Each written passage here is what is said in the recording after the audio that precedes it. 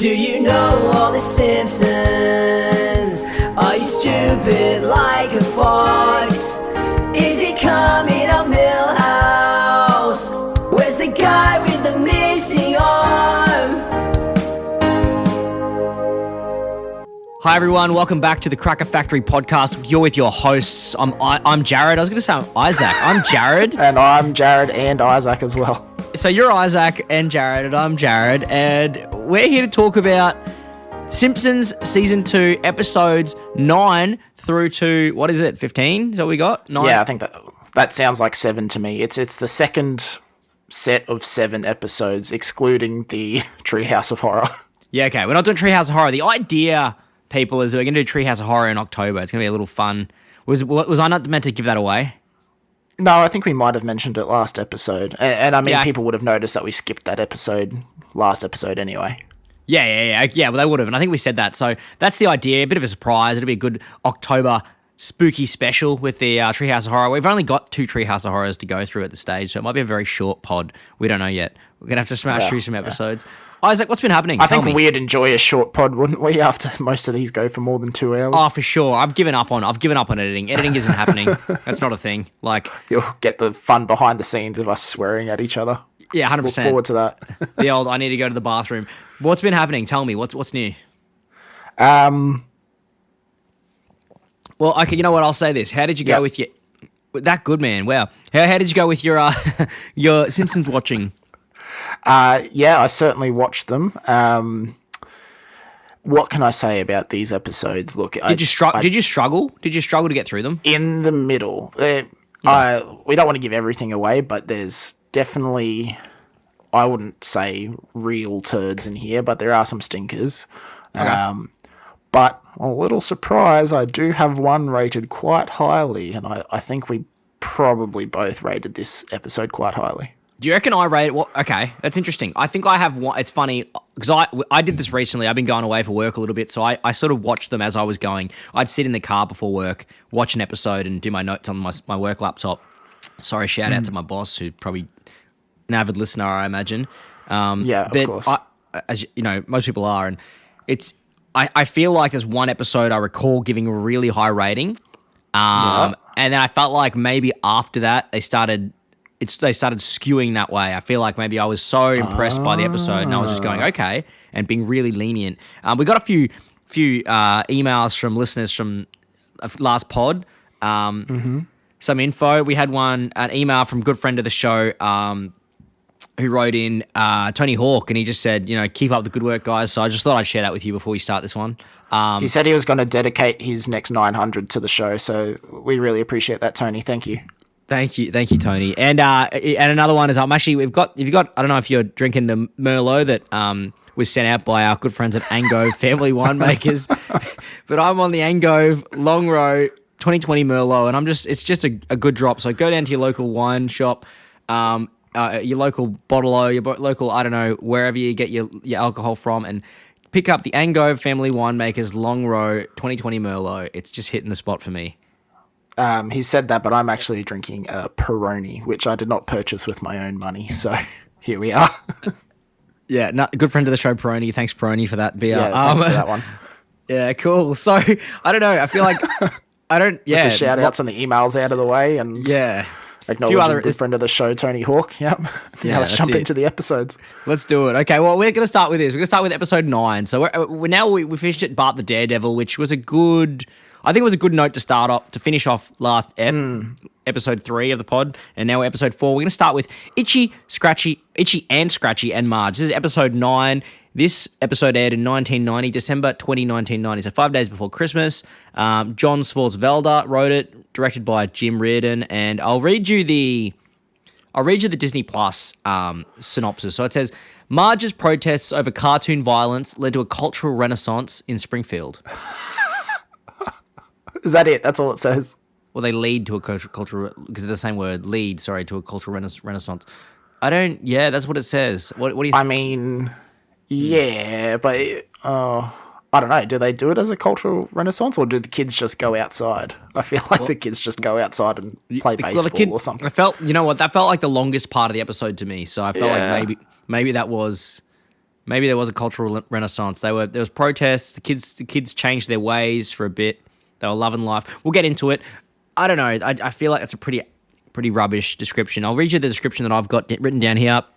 I'll just say this: 22.2 million US viewers. So it's gone up significantly from last season. I don't know why. Maggie attacks Homer with a mallet, and Marge immediately blames Itchy and Scratchy Show, which is the show that, airs on. It's the wine, Love and Go, Family Wines. Itchy and Scratchy is a show that airs on the Krusty the Clown show. It's a cartoon. For turning, so she blames Itchy and Scratchy for turning Maggie violent. Marge forms SNUH, Springfieldians for Non-Violence, Understanding, and Helping. SNUH. Yeah. Which is the worst. Oh, God. And campaigns against the show. Eventually, she successfully gets the writers to change their ways and make the show less violent. Meanwhile, Michelangelo's David, the statue we all know and love, goes on a coast-to-coast tour of the US, and the members of SNUH mobilize to protest. Marge, however, says she likes the statue, realizing it is wrong to censor one art form but not another, gives up her protest. The wine's hitting me. Okay. So I mean, that summarizes the whole episode. I guess it's the Simpsons' take on the whole violence and media thing, which is, I don't know, covered by heaps of different shows and heaps of different things, and especially in the 90s, because I think like 1992 is, for any game lovers, Mortal Kombat comes out as well, which was like a huge deal for parents back in the day. So it was just a big issue in the 90s, and I think it still is a bit of an issue. No, people is an issue. Whether it's issues, it's a controversial topic. Issues a strong word. Yeah.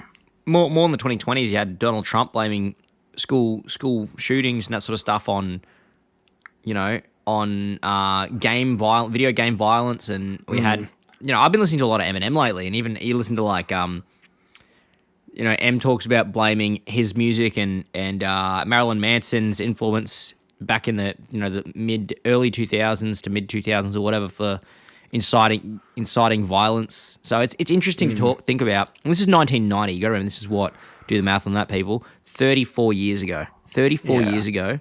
So did The Simpsons tackle this first? I like, of the shows I've watched, I think they're the first one to sort of talk about violence from media and games and shows leading to children violence. But I'm sure other shows have covered it. Well, people are using the data. I guess violence is going up. Is it because there's a greater population? Is it because of society's not having effective, medical care for people that have, psychological ailments? I don't know. But it's interesting to think that anyone can skew the data to say violence is going up and there's more media around with violence in it. Therefore, yeah, you know what I mean? They what do they call that? Like correlation. Correlation is causation. Causation. Yeah, that's it. 100%. Correlation is causation, which it isn't. So it's like, it's interesting. I don't know, mate. You know what? I'll do this. A lot of people are writing in recently and saying Jared talks too much. We're sick of his voice. So I'm gonna get. Tony Hawk mentioned it at the end of his email, and whatever. I get it. Yeah. He gave you the skateboard. He likes you more. That's fine. Whatever, Tony. But I just thought, you know what? I'll give the people what they want. I'll let you give your notes first. Well, I mean. Yeah, I mean, my notes. It's an interesting episode. I mean, what can we really say? Because neither of us are really qualified to talk on this topic. I mean, neither of us are psychologists or analyze the data on this sort of thing. But do we really want to get it? Like, do we want to get into the hot topic of the episode, or just keep it light and talk about the actual episode? Well, I don't know. I think if something comes up, let's do this. I'm going to start with this. I'm going to talk about the first thing that I see is Bart's chalkboard gag, which is the I thought was amusing. No, I guess I hadn't been reading the chalkboard gag. So in the opening theme, obviously we've got the chalkboard gag and the couch gag changes up, and the chalkboard gag said, "I will not pledge allegiance to Bart." I just thought, was that, I don't know, did we become desensitized super quickly? I mean, like, that is, because that is such I feel like it's a really menial thing. I will not pledge allegiance to Bart. Who cares? Why is he in trouble for that? And then, and now, look at it now and like, man, has society gone, I don't know. Do you know what I'm getting at? Do you know what I'm saying? Do you know what I'm saying here? Not just like really. well, like he's in detention for saying, "I pledge allegiance to Bart." Yeah. Bart's in detention for that. Yeah. What? I don't know. Yeah. Like it just seems so trivial. I don't know. Anyway, Well, yeah. I mean, a lot of those things are like a lot of the chalkboard gags are really like sarcastically lame reasons and stuff. I think. That's, yeah. Okay. I haven't been reading them a lot. First, we open up with Marge in the kitchen. She's cooking pork chops. Now, I feel like this is the early days. Homer's really into pork chops this season. I don't know if anyone else noticed this. Yeah, he's big on the pork chop. He brings them up like 3 more times in the episodes we're doing just today. I know, he does. So pork chops are his big things. Pork in general, it seems to be his meat of choice. Marge is cooking pork chops. And then Homer says, I'm going to make you a spice shelf. He's in a good mood. He's going to make her a spice rack. And he starts reading the instructions on how to make a spice rack. And it's like, step 1, pick up hammer. This is easy. Whatever. And it's still got the price tag on it as well. Yeah. Oh, it's so good. Good visual jokes in this part of the episode. Yeah, 100%. And then so Homer makes a spice rack or whatever. And the kids are watching Itchy and Scratchy. And then while Homer's making the spice rack, Maggie comes downstairs and hits Homer in the head with a mallet. Right, that's what happens. That starts the whole inciting thing. incident. Yeah, that's it. And then and Homer, it's really interesting. What's on the screen is like Homer falls down. He screams, gets hit, falls down. Supposedly unconscious. And then the red paint that he's next to his workbench like spills, looks like blood. It's actually pretty. I say, have we gone too far in terms of are we too desensitized now? But I thought that was pretty. I don't know, pretty. I don't know. It seems gruesome. You've done more I don't stuff know why. with film and stuff than I have, but that's a Psycho reference, isn't it? With the blood going down the drain. It seems like it is, but I feel like it's I think it even plays the Psycho music, doesn't it? I think. I don't know if it's. I can't. There is like screeching violins, so maybe I can't. Yeah. Yeah. Okay, might do. So it must be a Psycho reference, but it's interesting. It's interesting that I don't know. That's probably like more confronting than a lot of the stuff on Itchy and Scratchy, I guess, because it's like I don't know, it's really strange. And then so Marge gets upset, blaming the cartoons. She sees the cartoons as having done it. And Homer gets injured and he's got the bandages around his head. and he's ringing up I guess Smithers or Burns, and he's on the phone. He goes, "You heard me. I won't be in for the next week." And then he goes, "I told you, my baby beat me up." No, that's not the worst excuse I've ever used. It's so good. I thought that was a good joke. It is good. And then Marge writes a letter. Marge writes a strongly worded letter. And Screwball. Seth Meyers reads it back, and he goes, "Dear, I didn't get the exact quote. Dear viewer, thank you for your letter. Inside the envelope is a signed Krusty and there's a signed Itchy and Scratchy image. Whatever. It's like the worst response. But man, I wrote a note here. I said Marge is so damn annoying this episode, making the family protest outside. Of what looks like Bart's factory. She's protesting outside. Yeah. Does that look like the factory Bart buys? I mean, I think they just reuse the same images and stuff, right? So it looks like I guess, but yeah. So they're protesting. It's probably the Cracker Factory as well. Yeah, it is. It's That is a the Cracker same. Factory. I guarantee it. It looks like the Cracker Factory. Shout out Cracker Factory viewers. And I think the Duff Brewery as well, but they probably just add some stacks to the top of it to make it look more like a brewery. 100%. And then Nelson comes up to Bart and goes, because the kids get banned from watching cartoons. Nelson goes, "Tough break, man. I heard about the cartoons." You're like, I don't know. It's a bit Nelson, which is pretty. I mean, that's how it was as kids. Hey, like you and I would have had friends. I mean, I definitely did had friends that weren't allowed to watch The Simpsons when we were kids. I got banned a bunch of times just for. I used to say "dough" in grade 4 a lot. Just to be like "dough." I don't know why. I was a very impressionable child. Yeah, but we would have had friends that were outright not allowed to watch it because their parents hated it or thought it was bad or for whatever reason. Basically mirroring what the parents in this episode are doing, which is there's arguments to have there about banning The Simpsons is kind of proving The Simpsons' point, and that the people that would ban it or don't like The Simpsons are kind of, I guess, kind of not really part of the problem, but the parents could probably be doing a better job of educating their children on what is right and wrong, because there are mature themes in The Simpsons, but, you know, it's not The Simpsons' job to really educate the kids. The parents should be doing that. Oh, for sure. Do your own research, but there's so much insight into the fact that people that do violent things or do the wrong thing, a lot of the time it's the fact that they didn't have that guidance when they were in their really formative years. Do your own research, but, you know, you look at They someone have like... a predisposition towards this sort of thing because of other mental health related things. But no one teaches them right or wrong, or there's Yeah, no I mean, you guidance. and I, we played violent games growing up. We watched 100%. The Simpsons and stuff, and I've never physically assaulted my father, so... 100%. So, I mean, make your own opinions. But, you know, it's funny. I think there's a meta joke. I didn't write down the joke, but I wrote down, Marge blames cartoons. And I did some research. And I found out that, yes, The Simpsons is, in fact, a cartoon. So it's interesting that they've done that meta joke in there. So, I mean, do your own research. You know, don't, you know, but also... You know, I did the research. It's a cartoon, but do your own research, of course. Yeah, I mean, obviously they must be making this episode because of, I don't know if there was controversy about The Simpsons in season 1 or early season 2 or something going around, but there must have been for them to make an episode like this. Yeah, for sure.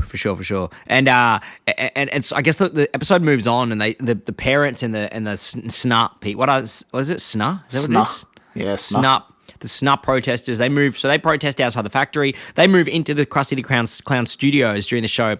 My question is this: how do they get the signs for protesting inside the studios? And didn't security raise any alarms when all these adults went into this show's live filming?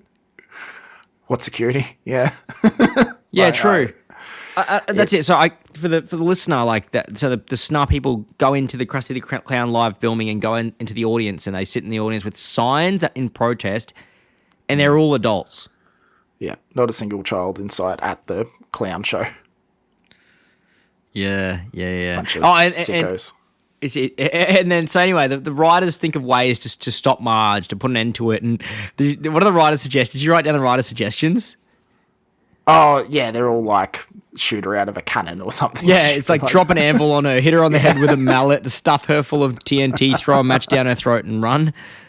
And then it's just so stupid. And then they make a character like Marge who gets beat up by the cat and the mouse gang up on her, and she gets really upset. And then, you know, so she goes on Smartline. So she's the advocate for these anti-violence, and she's advocating for cartoons to be banned or whatever, violent cartoons to be banned or whatever. And she goes on Smartline, which is Kent Brockman's news show. Like Dateline or whatever it is. Yeah. Yeah. Dateline type show. And she's interviewed with, alongside Roger Myers, who's the creator of Itchy and Scratchy, and alongside Marvin Monroe, a famous Dr. Marvin Monroe, who's not a doctor but a counsellor. Is he a doctor? What is he? A psychiatrist? Is he a doctor? Is he a psychiatrist? Yeah, I think he's just a fill-all for all the jobs in season 1 and 2. Anything that's vaguely psychology or counselling or anything along those lines, it's Marvin Monroe. So he probably has 16 degrees or something. Yeah, we know that. He's a smart guy. And Ken says, are cartoons too violent for us? Most people would say, what? No, of course not. What kind of stupid question is that? Stupid question is that? But one woman would say otherwise. I just thought it was funny. Yeah, I think that's a good introduction. Yeah, the delivery on that is just very dry. It's quite funny. Yeah, 100%. What? No, of course not. What kind of stupid person would say that? Now, before the interview, I did some research and discovered a startling thing. This is what Myers says. Yes, before the interview, I did some research and I discovered a startling thing. There was violence before Cartoon Networking. And then Kent goes, fascinating. And Myers goes, the Crusades, for instance. And Kent goes, and this was before cartoons were invented? And then Marvin Monroe says, so he comes on, he's a psychological expert, and he says, I actually like cartoons, and I don't think they're the issue. And he goes, we have bigger issues in society. Women who love too much. Fear of winning. It's just like the dumbest, ailments. So they're on the show, they're complaining, and then Marge gets upset. Eventually, she ends up winning. She's like, they like, oh, she's won. Like, what? I can't remember. How does she actually end up sort of like getting the cartoon to stop airing or to change their ways? What does she do? I think she just sort of puts a plea out towards all the parents that agree with her, and then all the parents send in the letters to Itchy and Scratchy Studios or whatever it's called. So there's the scene with Myers tipping out all the mail bags with a bunch of mail trucks lined up to deliver more. And That's right. Like, yeah, there's all this hate the mail. irony of this whole scene and the whole episode is all of the letters that he reads are threatening violence towards him from the parents. Oh, good point. Yeah, all the parents are like, I will. Yeah, I would. What is it? If I had a if I was. If what is it, Well, something like if I was driving won't a break car, if I see you crossing the street. yeah, if I was driving a car, I wouldn't brake if I saw you crossing the street or whatever. And these So are I all was the violence-hating parents. Yeah. Yeah, which is absolutely contradiction, but or hypocritical. And then so anyway, so on the Dateline episode, I forgot to mention Krusty is on the Dateline episode. And he's just being being a massive nuisance, like pies himself in the clown. face and being a clown and Using his horn. yeah, hey, whoa, and then Kent just goes, Krusty, can I get some thoughts on this? Well, I think, whoa, and he starts like spying himself in the face and uses his horn, and then Kent just goes, Krusty, and then Krusty just looks so like, so I don't know, Well, so it may like be pie on his face, but it appears to be egg on his face. 100%. It's so funny. It is good. Then anyway, so Seth Meyers and the showrunners they change the show up. They redo the show, and the episode airs after the fact, and he tells Marge that he's going to change it, and they're watching the episode, and the episode starts with Itchy and Scratchy on a porch, on two like rocking chairs, and Itchy's like lemonade, and then Scratchy goes, please. Like, what is going on? And obviously the kids are like, this is terrible. Like, we're not going to watch this. This is so boring. Meanwhile, they're about to turn the TV off to go and do something else. In the background, Itchy and Scratchy are slow dancing during the episode for some reason. I don't know why. It's the funniest thing ever. I don't know if you noticed that. I just thought that was it's ridiculous. it's so good. I love it. I mean, it changes like children's cartoons into basically like Teletubbies or something. So yeah, exactly. So they change the cartoons. The kids get over it. They don't want to watch that because it's just boring. So they go outside and you see this sort of this I guess what you would call I've had too much wine for this. I'm gonna keep going. Like a montage of like a montage of good things happening. So like kids helping old ladies across the street, playing flowery meadows, flying kites, flowery meadows, blue skies, painting playing fences, painting fences, whatever. So the world's a great place now that cartoons aren't violent, or this cartoon in particular. And then they're sitting at the dinner table at 5, sort of like 15 minutes into the episode. They're sitting at the dinner table and. Lisa says, I saw a grackle, which is a type of bird. We went bird watching with Janie and I saw a grackle. Now, there's a lot of conjecture about where Springfield is based. Okay. There's a lot of conjecture. So I got some insight on this. Well, insight. I did my own research, right? So I looked into grackles. What's a grackle? It's a type of bird. Great, whatever. Who cares? It's just like a common bird, isn't it? It's not like a... Yeah, it's common. Well, you say it's common. It's common in certain areas, right? So I looked at this. Now, I don't know if anyone knows geographically the US that well, listeners out there. Tony Hawk might. So this is for you, Tony. So it's interesting. Grackles are found sort of, let's talk about the east all the way to sort of like the Midwest, maybe a little bit further west, but like that's where they're found. So basically, if you look at the whole western part of the US, we're talking, LA, we're talking Washington, we're talking, those western part, Arizona, they're not found there. They're found sort of marshier places. So I did the research, found, and it sort of like cuts off halfway through a lot of states. So Texas, New Mexico, Idaho, Utah, Montana, which are sort of like, that's where it cuts off, where grackles are found from the east to those halfway through each of those states. So I'm sort of narrowed it down. So we've narrowed it down to Springfield is somewhere there. However, I went back and looked at and found an interview in 2012 where Matt Groening said that Springfield was named after Springfield, Oregon, which is actually in the very northwest very northwest, where grackles are not found. Well, so yeah, I'm trying to do Pacific the research. Northwest, so Sorry? that's what that whole area, Pacific Northwest, right? Yeah, that 100%. yeah. So that grackles aren't found there. So I'm trying to work this out. Do your own research, but I'm just saying grackles aren't found where Matt Groening says that Springfield is based off, because he's from Oregon. He's from somewhere else in Oregon. So he named it after Springfield. You do have to consider that she said Janie and her went bird watching. She doesn't say where. So, I mean, they could have had a quick pop off over to New York or something and seen some grackles. Just saw a grackle, yeah. Popped they back went from for Oregon dinner. to New York. Yeah, they popped up for dinner.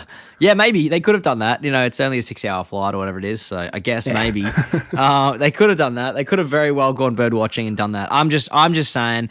I did find out that Springfield is the single most popular town name in the US as well. Yeah, there's a few of them. How many is there? Did you do the math? I know there's Springfield. I think there's a Springfield, Massachusetts or something. I can't. No, I didn't get. I wish I'd done the maths on that. I hadn't done it, but I'll do the research for next episode. Okay, we'll start the next episode by saying how many Springfields there are. Yeah, we'll do that. We could probably just easily Google it now, but no, it's too much effort. We're talking about the episode. No. I've got 2 more notes here for you. I said I liked when Homer says, "Marge, get the door," when they're lying in bed, so they're asleep, and he's like, someone's ringing the door, and Marge, get the door. I can't remember who was at the door, but I don't know.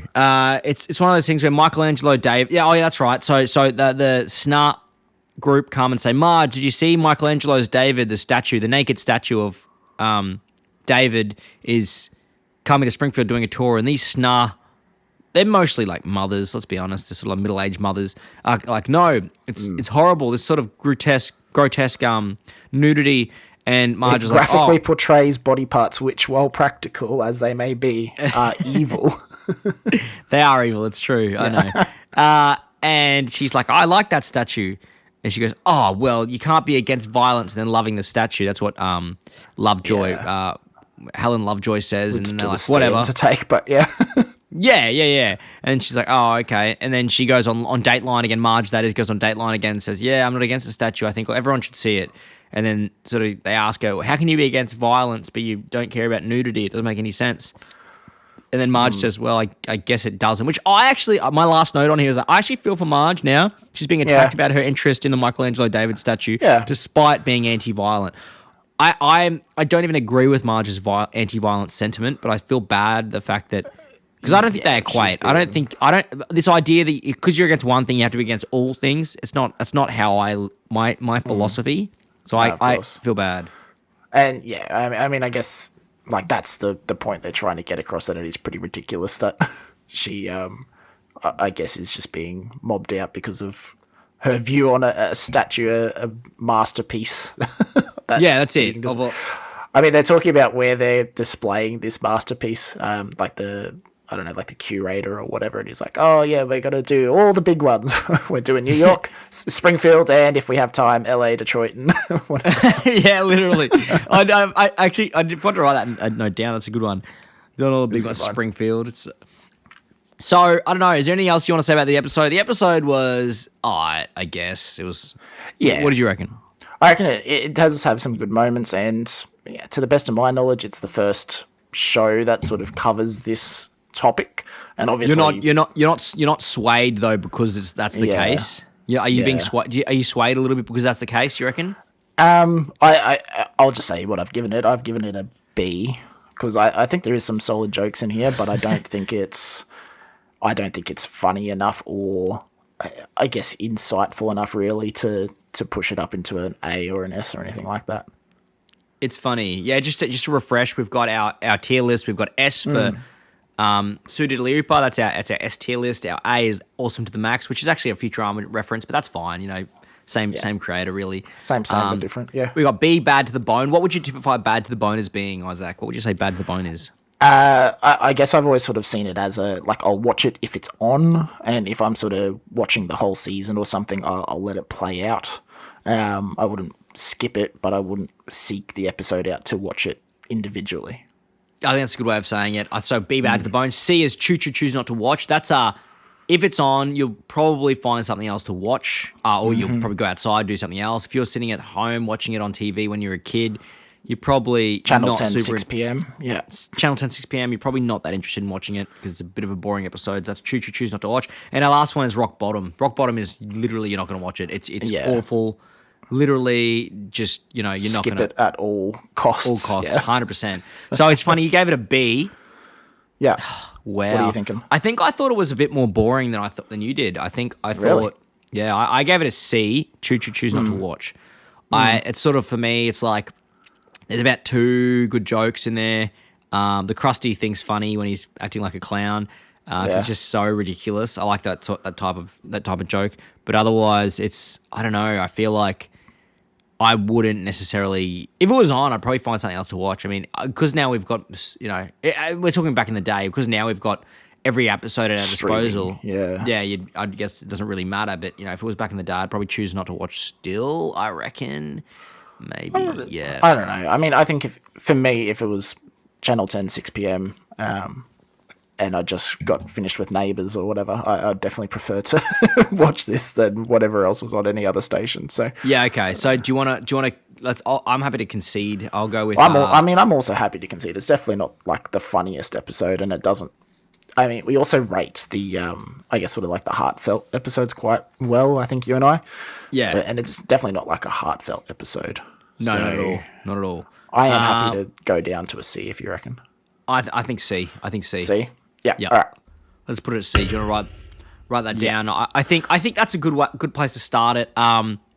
Yeah, it's funny. There's not a heap of jokes in the episode, and that's what makes it for me less interesting. If there's more jokes in it, I can cop a more boring episode anyway, Marge related episode. But with jokes, I go, it elevates it. But this one, maybe a couple jokes, but otherwise it was okay. Yeah. Okay, let's move on. We got episode 10. We got Bart gets hit by a car. Episode 10. Far out. What a... Now, this airs a month later in 1991, January 10. A month later. Sorry, not a month later. I lie. No, sorry. About 20 days later. So...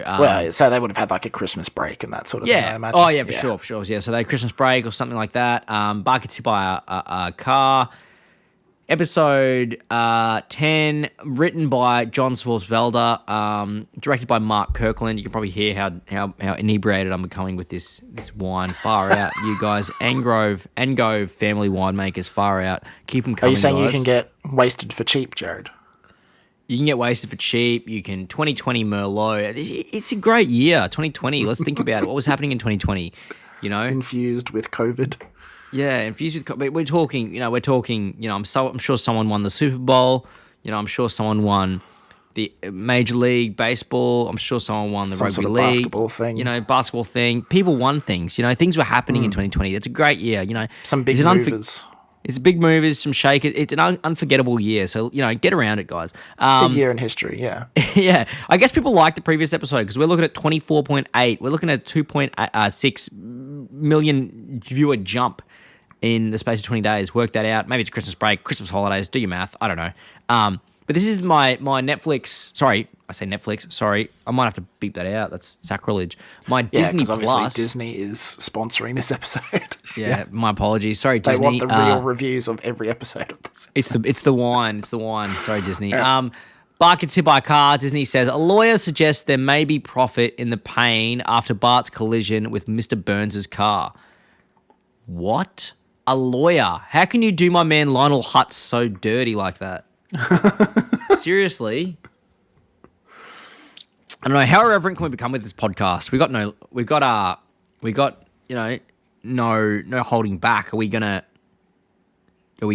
I swear? Or is it what's the verdict? I was beeping out swear words before. Are we going to keep it family friendly? I don't know. I don't think we want the little E for explicit, do we? But maybe I don't know what the rules are. Are we allowed like one per episode, or is it none at all? Or well, I think it just depends. If you're up, I don't. Yeah, let's throw on the side of caution.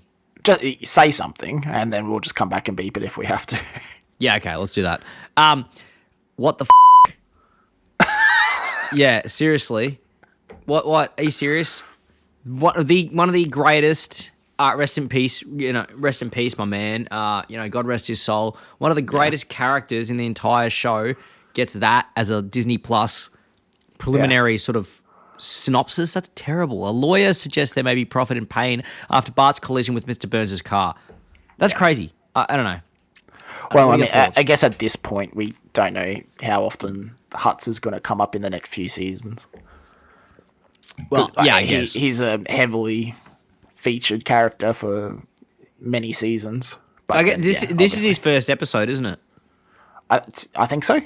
He introduced has to be, himself as right? Lionel Hutz, so I guess Yeah. it has to be. Yeah, true. I mean, yeah. So the actual description I've got is this: one day, Bart is skateboarding when he is suddenly hit by Mr. Burns' car. An attorney named Lionel Hutz suggests that the Simpsons sue Burns, promising a big cash settlement. Homer agrees, and he and Hutz spend time fabricating Bart's story, taking him to see Dr. Nick Riviera, who has dubious credentials. So good. Yeah, that's an understatement. I mean, Marge the part where Hutz says, "Mr. Simpson, are you a doctor? Marge, are you a doctor? I'm no doctor. The only man who comes close to being a doctor." Yeah, the only man who comes close to being a doctor is Mr. Riviera or whatever. I love that. a great Marge opposes suing Burns and would be happy with him paying Bart's medical bills and apologizing. Burns eventually finds out about the phony doctor and Marge is called to the witness stand during the trial. She refuses to lie and her testimony leads to the trial being lost. Wow, what? Even reading the synopsis just brings me back, man. I'm on my third glass of wine here. I hope your Peroni's hitting as well as my wines are. I've had about 2 sips. Hold on. Let me just take. You talk. I'll take a big one. Yeah, you take a big one and I'll continue. I'm just pouring another wine. But I think, you know what, guys? Lionel Hutz, he's an absolute gem of a character in The Simpsons. And I feel like the episode, it gives a lot of... that's a pretty good synopsis, and I feel like it gives a lot of context as to like who Marge is as a person, because we develop this idea of who Marge is, and she becomes this person over the long run. She becomes this, she's actually quite a morally good person, really naive, and you see this in future episodes we're going to talk about. Really naive, super naive, far out, but really sweet as a person. Homer, he's not looked at as naive. He's just looked at as stupid. And they're different qualities. Can you explain it a bit more? I don't know. Do you know what I'm talking about, Isaac? I mean, their characters develop over the seasons, right? Like, I think he does just become like a complete idiot, and that's, it does just stray away from him sort of being well-meaning, but naive to being a complete jerk-ass idiot. Yeah. So I think still kind of at this point, we've still got Homer is fundamentally like a good father and a nice person, but just makes silly decisions and is influenced easily by those around him and that sort of thing. And I mean, this episode sort of surprises you because it seems like it's just a funny episode about them trying to extort Burns and make some money.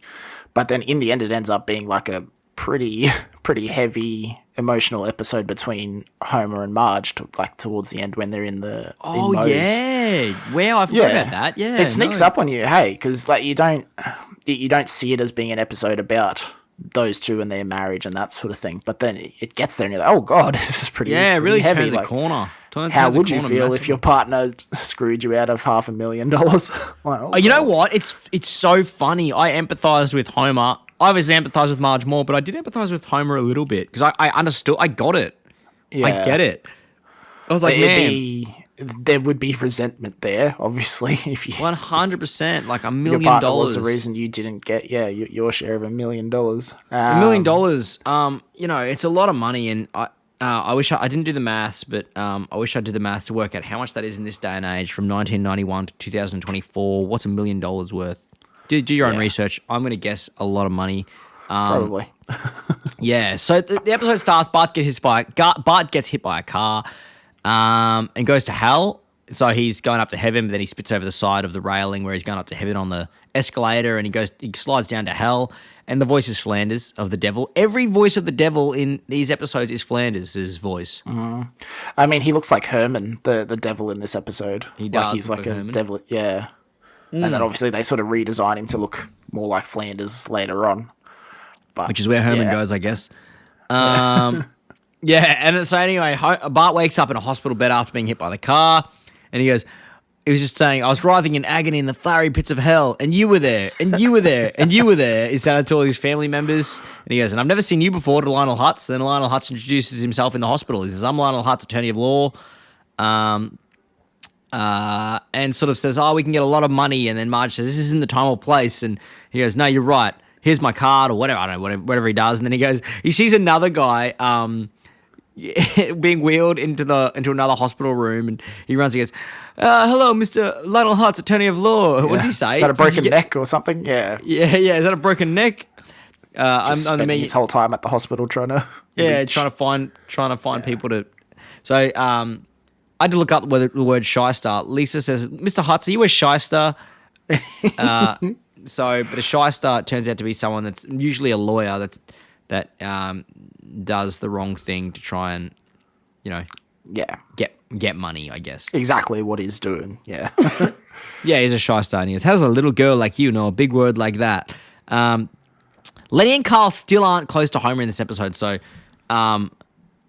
they're talking about what Homer's going to say to Mr. Burns if he ever saw him, and Homer's obviously, but Lenny says, "Hey Simpson, I heard that Mr. Burns crushed your boy." Yeah, not hey Homer. Yeah, that's it. Yeah. Hey Simpson, like what? Sorry, I'm just chewing on some grapes. I love that. Ango grapes family and wine, living like a freaking emperor over there. Yeah, when I say chewing on some grapes, I'm talking about the wine. But yes. Yeah, so there's a random character standing with Lenny, Homer, and Carl. At 5:32, check it out yourselves, viewers or listeners.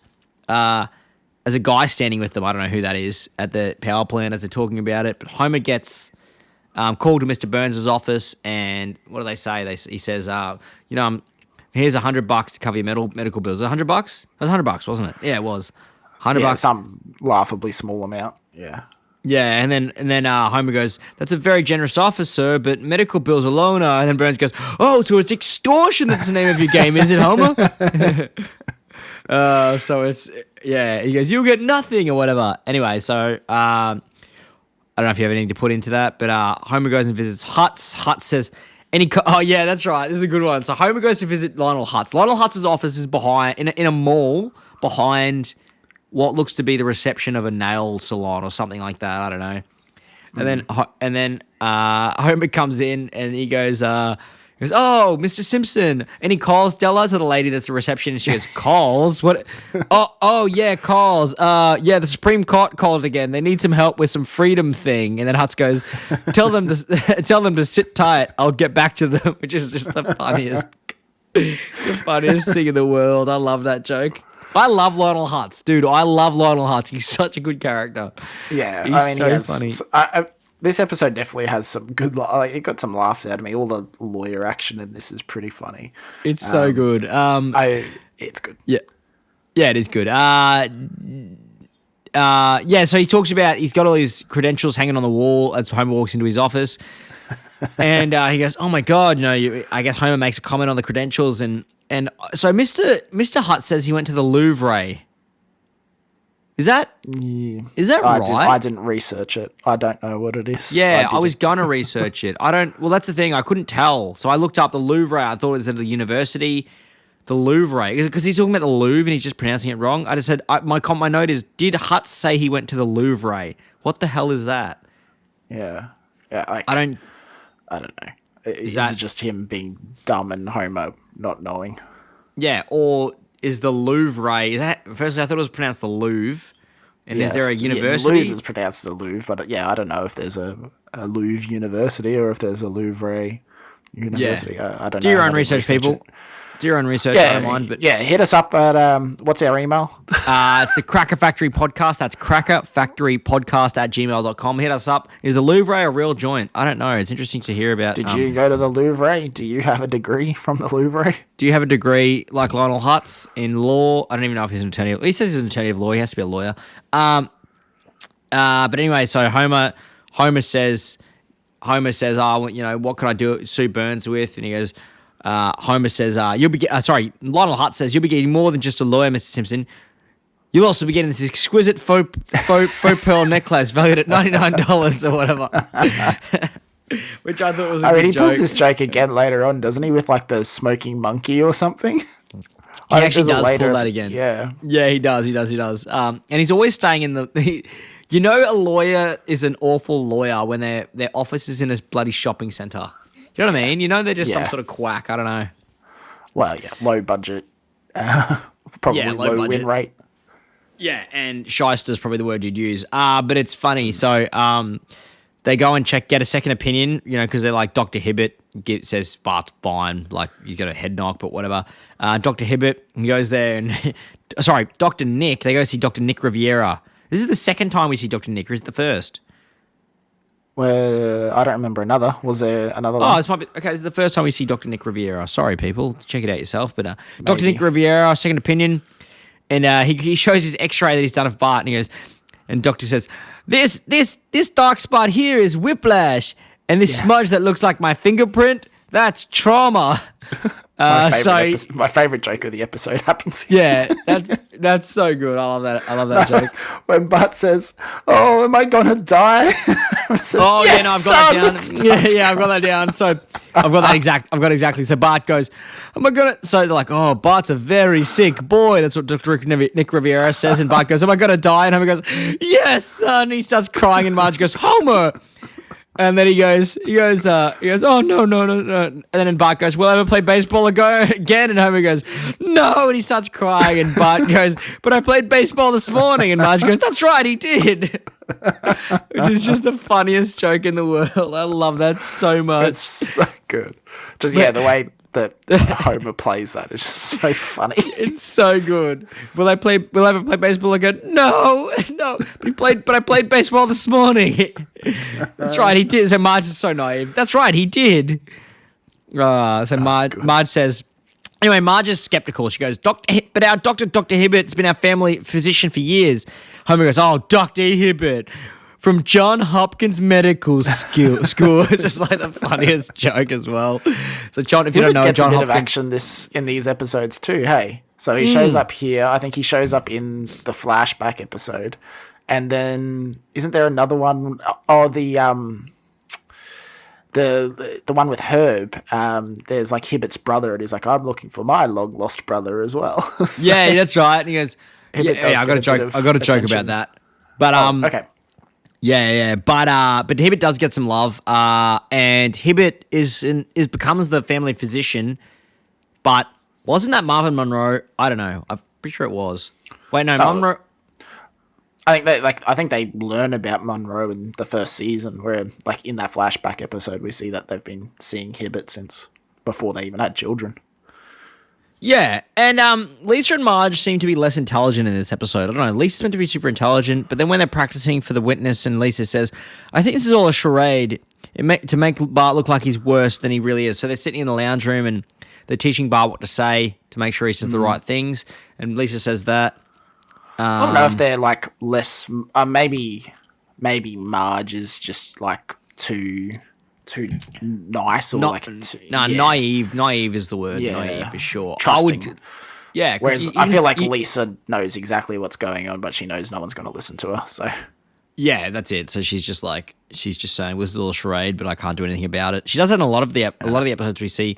Burns' lawyer says, "Your Honor, my client has asked me to remind the court how important and rich he is, and that he is not like other men." that's a good line. I wrote that one down as well. Yeah, So- and then I don't know. The judge says something, and then Mr. Burns cracks it about it. I loved it. I should be able to run over as many kids as I want. Yeah, I love that. I should be able to run over as many kids as I want. Yeah, I love that one. Seems like an office joke when Michael hits someone. Yeah. Well, I'm a good guy who hits women with his car, whatever.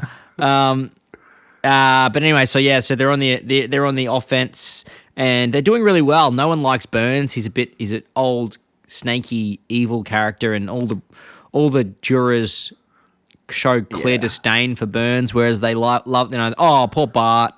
And he's giving his testimony, and he goes, "I didn't die that day, although some days I wish I did." And he starts crying, and all the jurors start like crying too, which is stupid. And then Burns gives his testimony and his account of the event. And And Burns is beautiful, and Bart tried to run into the car intentionally, and then Burns is like holding Bart after he hits Bart. He hits Bart. Bart's unconscious. He's kissing him better, and Smithers is like, "Let's get out of here." And he's like, "You're evil." He tells Mr. Smithers he's evil and bad or whatever, and then Burns yells, "No, take me, I'm old," which is a good joke. I like that one.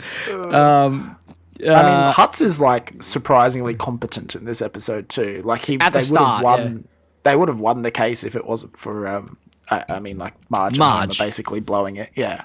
Yeah. Oh yeah. Marge and Homer. Yeah, you're right. But then later on, obviously, he's just a complete loser, really. Yeah, for sure. He does. He just turns really, really crappy. But so anyway, they're looking like they're going to lose the trial. This is Burns and his attorneys. So they offer Homer $500,000. They invite him over and offer him $500,000. And Burns and Marge Homer, this is the wine, I'm telling you, man. Homer and Marge asked to speak privately, and they talk about it, and like $500,000 is such a good amount of money. And Homer gets greedy, and Marge is like, just take the money. I would have accepted an apology and the medical bill's paid for. Just take the money. And Homer gets greedy and goes, "Nah, I don't want your $1 million. You know we're gonna win." But then they start talking, and they mention the phony doctors, and they mention the awful lawyer. Is that what they do? Is that right?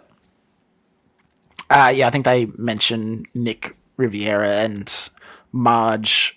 I think they just gotten onto the fact that Marge is not okay with what they're doing and isn't okay with lying, so that's why they decide to call her to the stand. But it's I think that's why, right? Like they mentioned the phony doctor Nick Riviera. Yeah, so they're at Burns' house and they mention the phony doctor to Homer. Marge mentions it to Homer, but Smithers and Burns are privy to it because they're spying, and they come in and go, "Actually, the $500,000 offer is over. I'm going to rip it up." And he goes, "Get out of here." And then they call Marge to the stand, and she's telling the truth instead of lying like Mr. Hutz wants her to do. And they ask, "So is Bart actually hurt?" And she goes, "Well, he missed a day of school."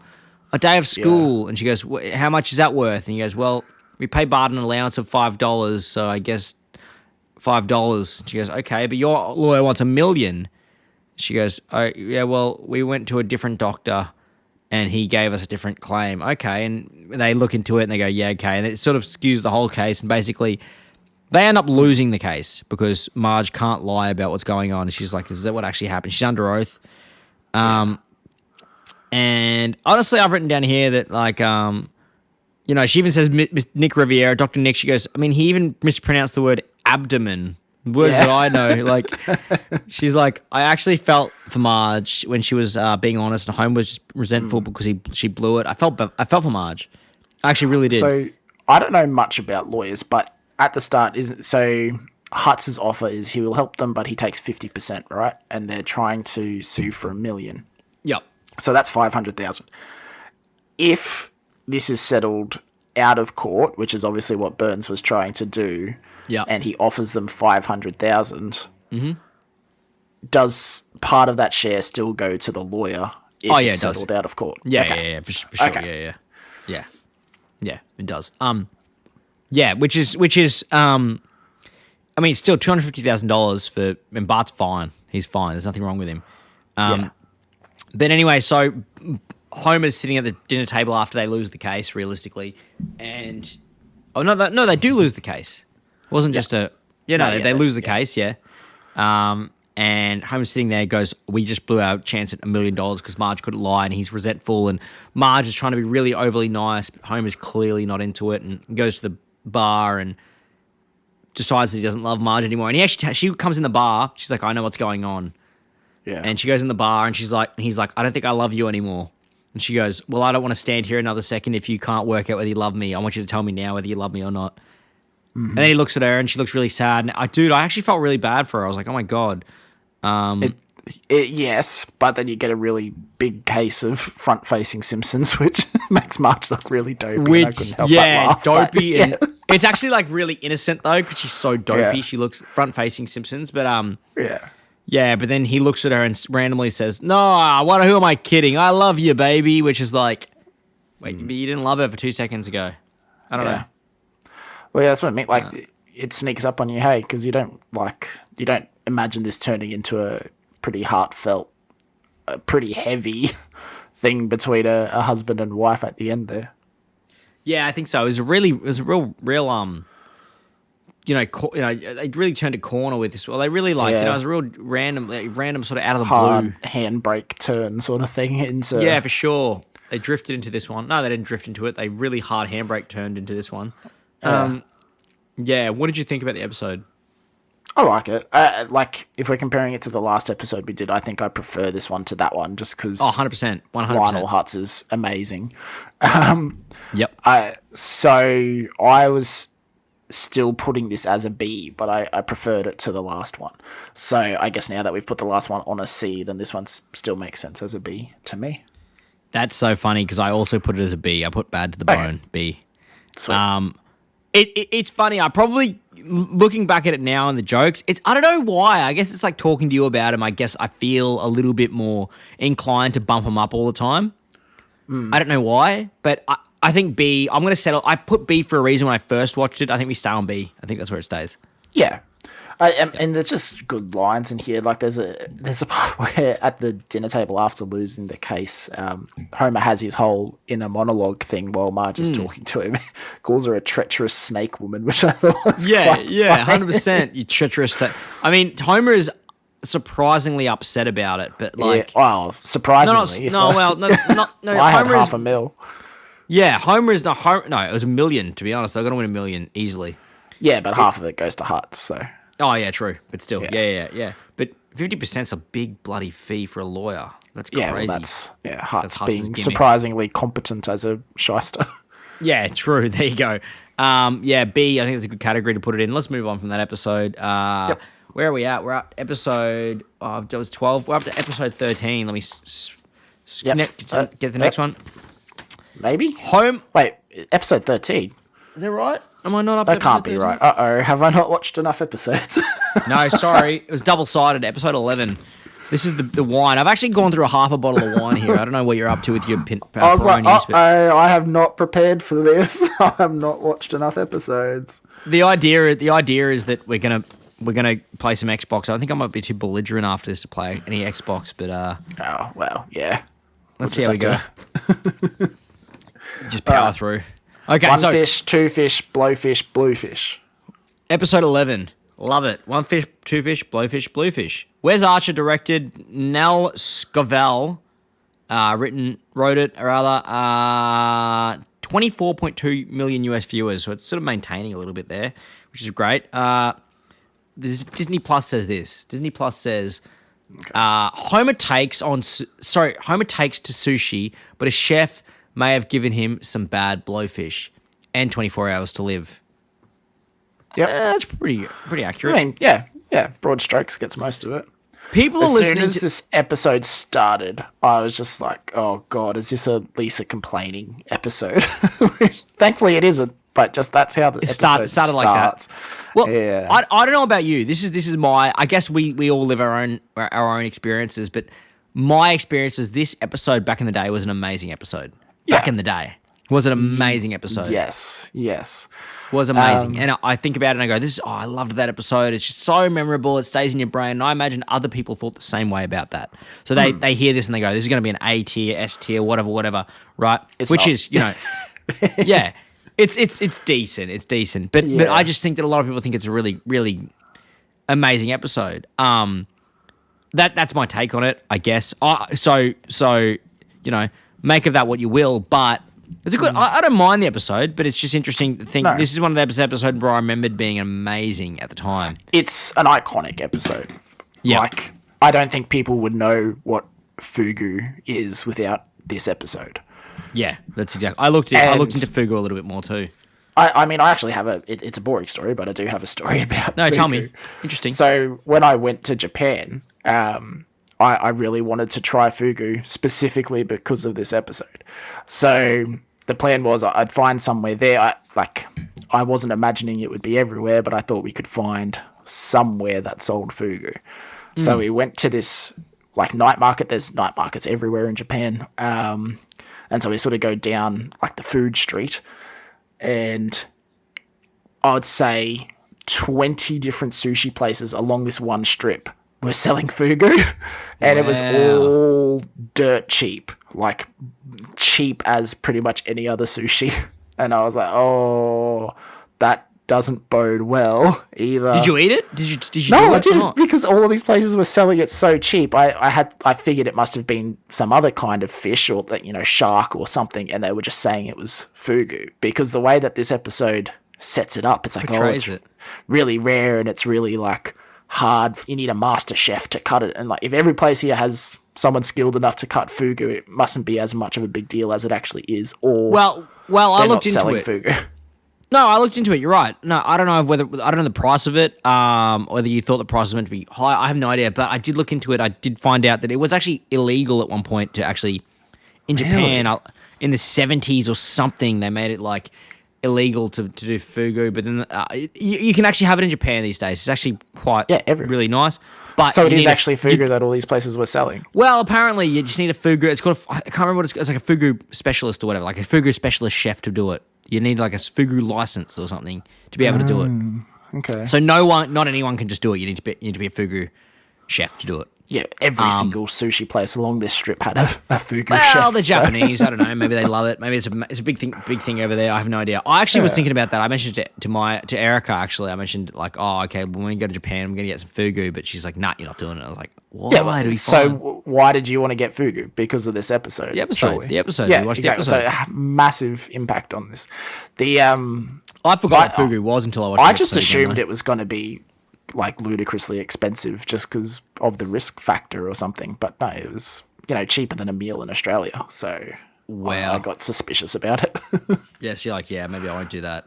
Yeah, so I mean, the Disney Plus description's pretty apt. It goes, so the Simpsons go to a new sushi bar where Homer takes a liking to the food and decides to try fugu, which is poisonous if not cut properly. Homer's fugu is not, and he is taken to hospital where he is told he has 22 hours to live.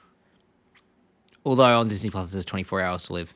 Homer makes a list of things he wants to do and spends his last days making amends with Grandpa and talking to his children. Homer accepts his fate, but it turns out he was not poisoned at all, and he vows to live life to his fullest. Homer then continues to live life as he did before, which is funny. Yeah. My question to you, what happens if you get told you have 22 hours to live? Oh, I don't think it's appropriate to mention on this podcast. No. That's all right. Hypothetical, right? You've got 22 hours to live. What do you do? How do you take it? You personally, I don't care about whatever. How do you take it? And what do you do? I guess I'd probably try and do something similar to what Homer does here.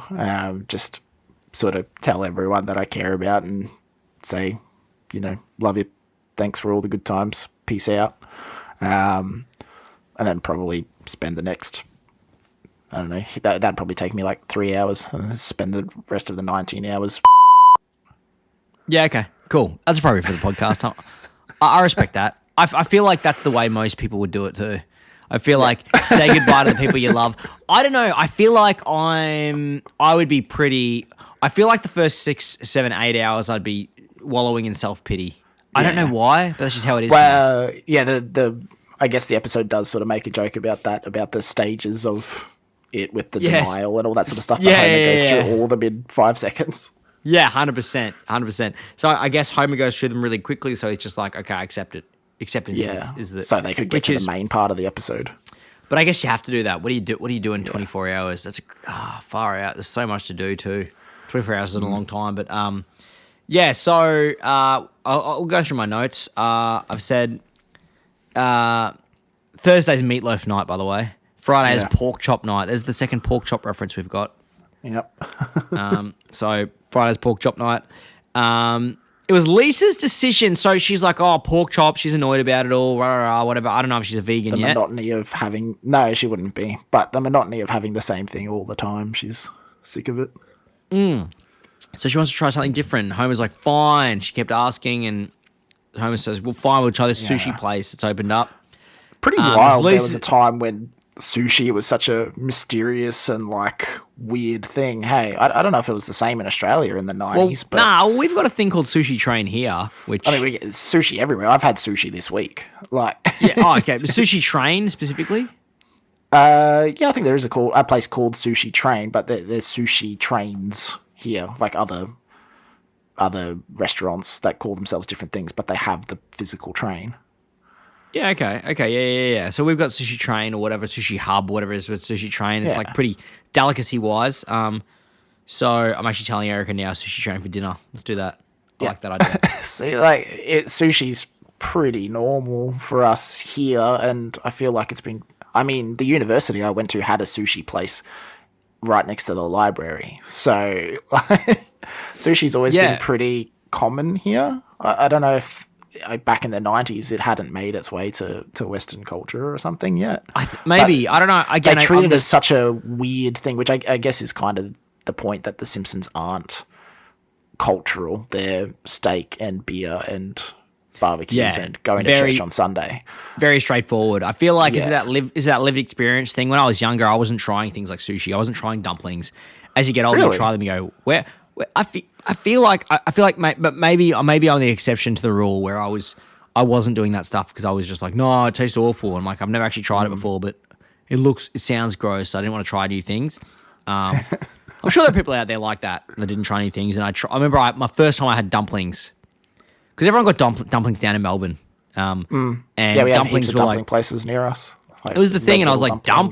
dumplings? Why would I want that? It sounds horrible. Like, I don't know, it just sounds, it doesn't even sound horrible. I don't, maybe it did sound horrible. I don't know, it was so long ago, but I was just like, nah, I don't want that. And I was like, fine, I'm getting dumplings, I'll try it out. I'll get the pork dumplings, and you go, far out, that's awesome. It tastes so good. You put soy sauce on that, you just go, damn, that's so good. Yeah, pockets of deliciousness.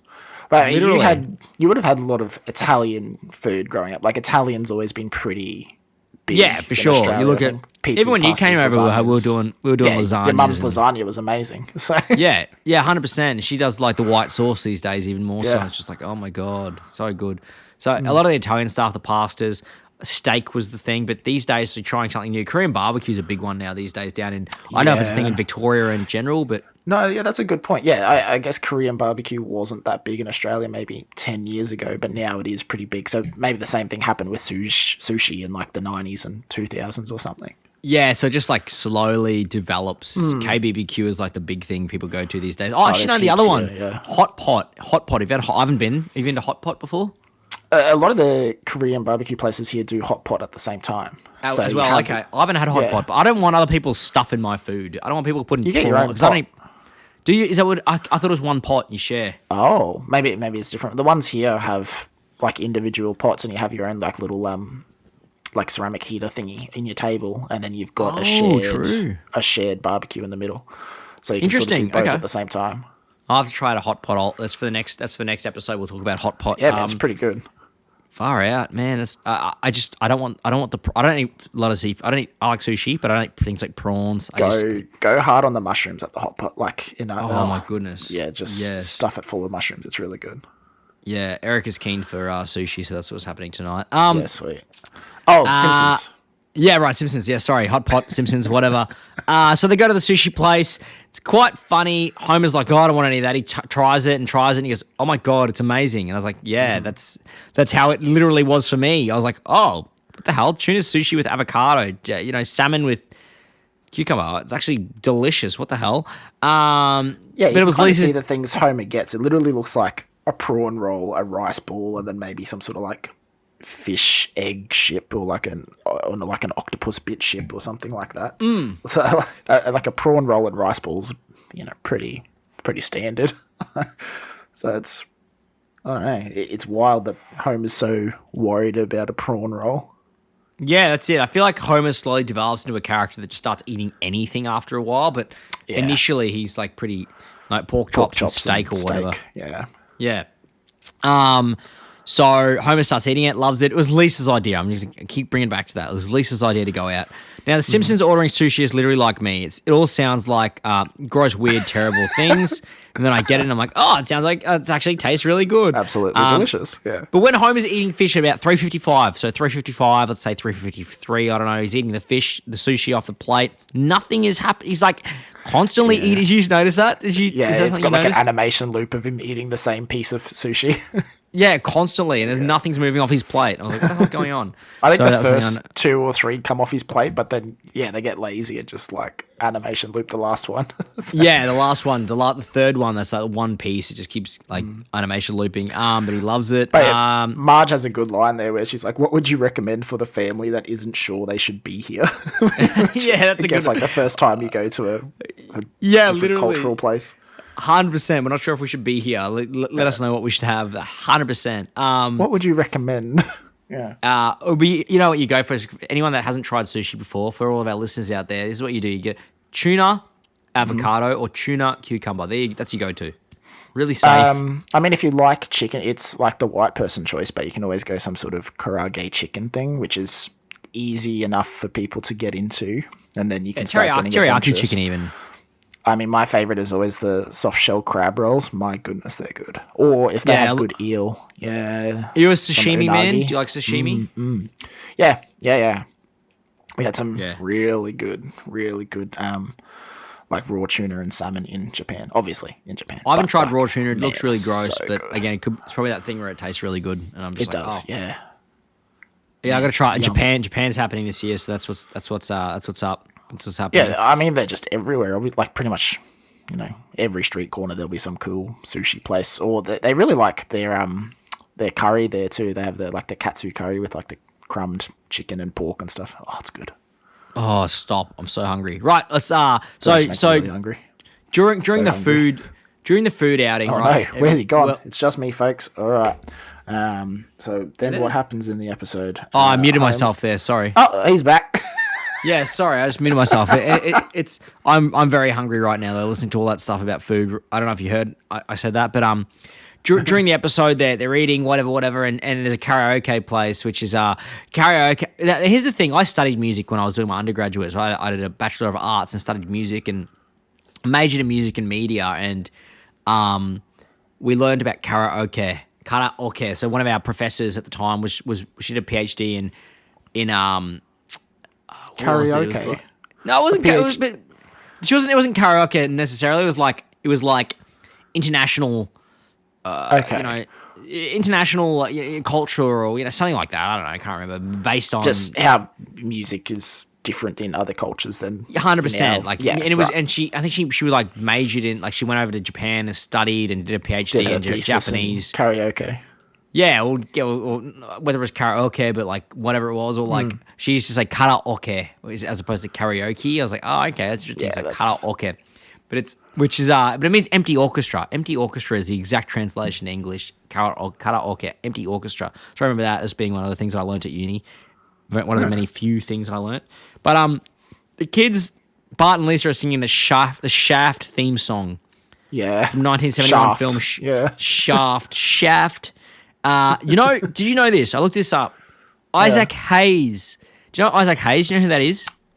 Chef in South Park. It is Chef in South Park. Yeah. Isaac, was Chef in South Park. He became we won't go into that. He became what did he become? A Scientologist? Well, yeah, he's passed away now, so probably don't speak ill of the dead, but yeah. No, never. I mean, I don't think the South Park guys hold any resentment to Chef or anything, but they think that he was a little bit brainwashed and made to believe, but they were good mates with him before that. But yeah, Chef in South, Isaac Hayes did the theme song. Did you look that up? Or you just knew that? No, I mean, I just, because I know about Chef not being in the show and stuff, so I know who voices him and all that sort of thing. But okay, sure. Yeah. So I mean, as you know, I've been watching South Park in the background as well. So yeah. You up to the episode where you're only up to like early episodes of Chef though, right? You're not up to like the late episodes where he leaves. Chef hasn't left yet. Interesting. I think he leaves season 10 or something, or 8 or whatever. Yeah, he's in there for a long time. He was there for years, but after they did that episode, he he didn't like it and his people. Anyway, let's talk about The Simpsons.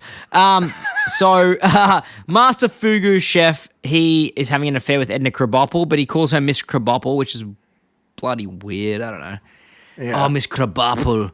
Anyway, so Homer orders the fugu and they freak out like, oh, the fugu. It's like, why is it on the menu if you're going to freak out? I don't get that. But anyway, they freak Well, out. it's not for white people. They do that though. Because I tried to order spicy things in Japan and they kept warning me like, oh, it's very spicy. I know. Yeah, they do that. They're like, nah, they look at you and they go, nah, not for you. You're Do too you want white for mild? this, sorry. Yeah, literally, which is, okay, that's fair. I mean, there's probably a good chance that they brought it out spicy, but they reduced it for me without telling me. So who knows? Yeah, 100%. I reckon they do that. 100% they do that. You go to an Indian place and they cook you like a curry, like a tikka masala, and you ask for hot, and they give it to you mild, and you're like, it's beautiful. I love the hot, and you think you can handle the heat, And then it's they're actually because laughing at you, but you're like, you idiots. You're like, that's fair. But the doc break. So Homer eats the fugu, but it wasn't cut correctly, and the chef that was having the affair with Edna in the car, who wasn't the professional fugu chef, the specialist, right, looks and goes, "Oh my god!" And then they come and they break the news to Homer, and he goes, and they go to the hospital, and then the doctor comes out. So Dr. Hibbert comes out with Marge, and oh yeah, he here's goes, more Hibbert. I didn't mention this one. Yeah, more Hibbert, more Hibbert, and Marge comes out, and she looks worried, and Homer goes, "It's all right, doctor. You don't have to say anything. I can read Marge like a book." He looks at her and he goes, "It's good news, isn't it?" And then doctor says, I think you ate poisonous fish. I looked it up. Tetra, what is it? Tetrodotoxin or something like that. It's actually the same poison found in blue-ringed octopuses. Now, this poison is about 50 to 50,000. I can't remember if it's 50,000 or 50, but I think it's 50,000 times more deadly than cyanide gas. And it's a paralyzing poison, so it paralyzes you, so you become your muscles paralyzed and you suffocate to death. Basically, it's a pretty horrific death. And once you're in those stages, you're pretty. I mean, what Hibbert says is he can expect to feel no pain until tomorrow evening when his heart suddenly explodes. Yeah, that's a good one. You expect to feel no pain until tomorrow evening when your heart explodes. And Homer laugh quite a bit.